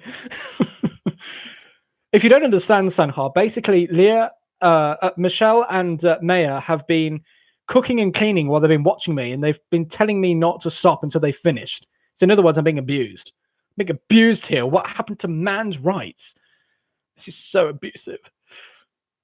I'm going to go and play with my plasticine and my colouring book and have my, my time out.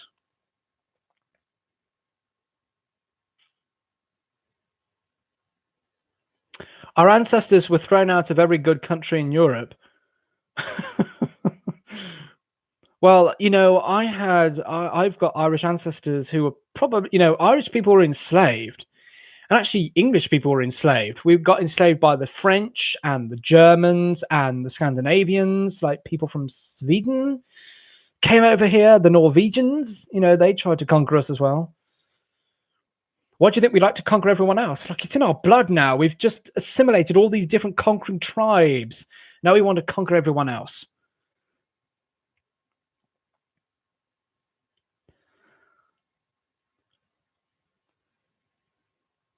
Someone actually made a joke about British imperialism. Like, we went around and we just said, do you have a flag? No, we don't. Well, you've got ours now, so you're now part of the British Empire. So it's all about flags. You need the right flag, you see. Oh, dear. Actually, maybe some of you should come to Britain. Oh, no, you probably get banned. You probably get banned for being extremist.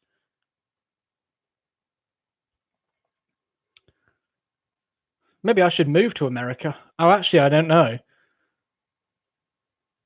Oh, Mayor's gonna leave now. Thank you ever so much. See you all next time. Yeah, I've got to wrap this up now because it's gone on for 3.5 hours.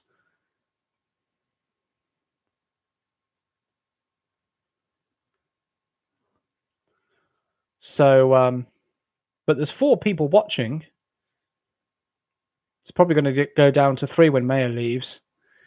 But yeah, I've got to wrap this up soon because it is almost 10 past 12 a.m. Friday morning. But as I said, I probably won't be going to sleep for another couple of hours because I'll probably be too busy looking up potato guns and Say Perfect, and my coffee's probably charged my brain. Don't drink coffee, kids. It doesn't really help. It just keeps you awake. Or it does with me anyway. So yeah, I probably may go live on Saturday because I've still got like a ton of news to go through, but I'm not sure whether to. I'm actually debating about whether to just do like a general chat on Saturdays and just have a chat about whatever you want to talk about, because this is actually quite fun, just talking about random stuff. I haven't made dinner yet. Oh yeah, I've already had mine. It's a new day, time. So toast a new day. I ran out of my pink champagne. I can't toast you. Actually, no. I've got an entire bottle. I've got an entire bottle of pink champagne, everyone. This is actually a pop bottle that I filled with water to keep me going. So yeah, that's my pink champagne, a whole bottle full of it, with of course, nutritious fluoride in it. That's my pink champagne. Just chug the entire thing, shouldn't I? Here's a good. Oh, it's the weekend now. Here, look up the term pumpkin chunkin. What on earth is that? I think actually you said it earlier on in the chat, didn't you? God, I'm going to be awake all day. Actually, it's a Friday. It's usually the day when I do penance anyway, so maybe I should just stay up. This is my penance. This is my penance, everyone. Because, Friday's a sad day for Catholics. 3 o'clock comes around, it's like, Jesus died at this hour. Literally, that's what it's like. One of the things that we sort of I do is I commemorate Jesus's death every Friday at 3 o'clock. You're supposed to do it every day at 3, but I don't tend to do that. But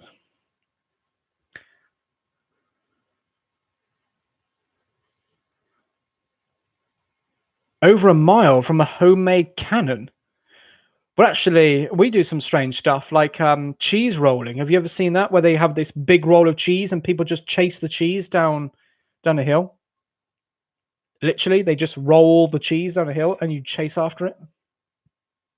That's entertainment, apparently. Or in Scotland, they I can't remember what it's called now, where they have this. They throw these massive poles up in the air and then it lands somewhere. But that's the Scots. Like Limburger runny cheese. They actually do. They have like these giant cheese rolls that they roll down a hill and you chase after them. And I think the winner gets the cheese roll. I mean, it's a huge cheese, like a big wheel of cheese. What other traditions do we have in England? We have the maypole, when you dance around the maypole. But that's not really that weird. Practically other countries in Europe do that. I'm just trying to think of any other weird traditions we have. Yeah. I can't think of any other weird. I suppose it would be weird to people outside of Britain. Yeah, a lot of countries tend to have the maypole thing.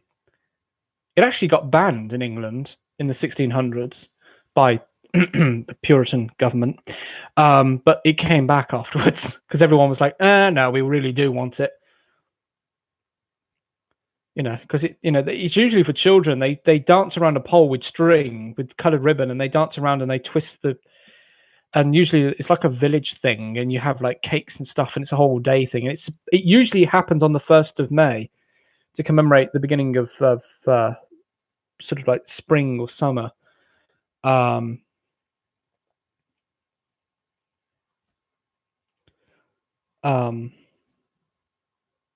yes, I'm going to give my classes a bit of a clean here. But of course, I can't see now.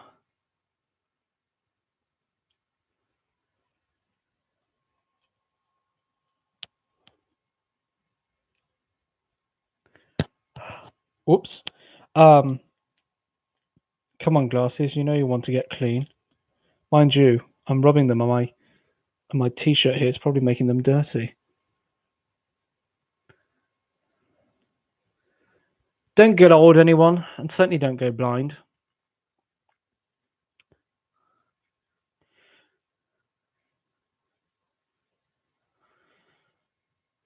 Oh, thank you, Tim. Oh, you've given me the... Yeah, actually, I was thinking of going now, but it's actually quite a nice thing just to stand here and chat. But yeah, I really do have to go because I have to go and probably do some reading or whatnot, and climb into bed and do some reading. So I'm going to be sleeping while some of you are going to be eating your dinner. But I'll be thinking about you and your food. It's actually making me hungry, but I've got a bar of chocolate at my desk, so I'm probably going to stuff my face with that because that's my dessert. But yeah, I think I may actually go live again on Saturday. I'm not sure what time. Probably the same time, probably about 8 o'clock or something, my time, because I know the time zones, it really is weird. Oh, Michelle's probably going to go live tonight. Ooh, so you may keep me up. Because I've not long had COVID, as I said, so my brain is still on fire. And I'll know I'll be tossing and turning all night until the coffee decides to wear out. So I'll probably be watching you if you do go live. Probably lying on the bed with my tablet. But yeah, I was thinking about going live on Saturday and perhaps just doing a random chat or something. So that, or something like that. I don't know. Do not forget potato gun. Like, you really do want me to look at this potato gun business, don't you? Gosh. Yeah, I'll go and have a look at the. I'll have a look at the potato gun and pumpkin chunkin.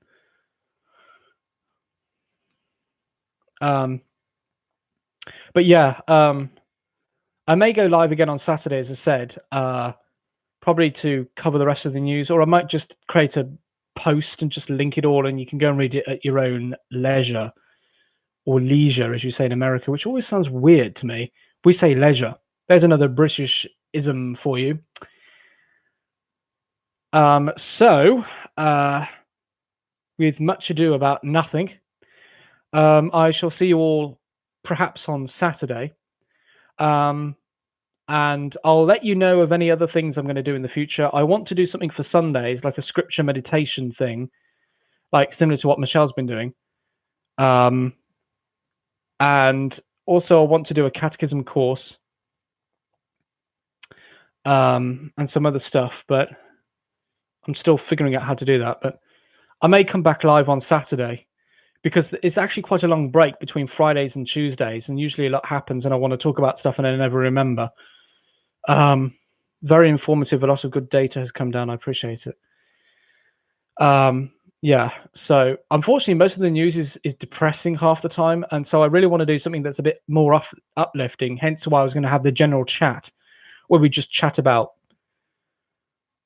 good things like food and farming and animals and that sort of thing. This can be the Resistance Chicks hangout when Michelle and Lyra are not live, or something like that. And then you can all tell me about what you're doing while you're listening to me.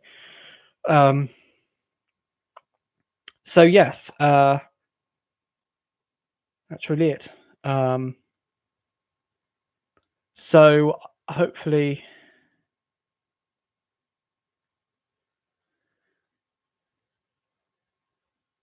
levity is great, but also keeping abreast of the news is also very important too. Yeah. Some of the news is just over the top ridiculous, like the whole European Union thing, taxing links and stuff. Yeah, it's actually quite hard not to keep a straight face with that. But yes, anyway, keep saying I'm going to go, and I never do. So again, I will see you hopefully on Saturday, probably with some news and probably another chat, a general chat at the end. And maybe we should do this at the end of every episode, just to get our minds off all the depressing news that we've had to endure. So thank you everyone for joining, if you have, and watching if you're watching this after it's all processed. I've noticed actually that I've been getting some weird comments by people who've got sexually explicit YouTube channels. So I've been attracting a lot of weird people. But anyway, thank you everyone for joining me, and I hope you have a good weekend. If I don't go live on Saturday, I hope you have a good weekend. And if you're all going to be going over to Mass Faith 3, I shall join you there. So God bless everyone, keep safe, and don't forget to pray for us in England with our storms that's happening right now. And I shall see you all next time. So God bless and enjoy your weekend.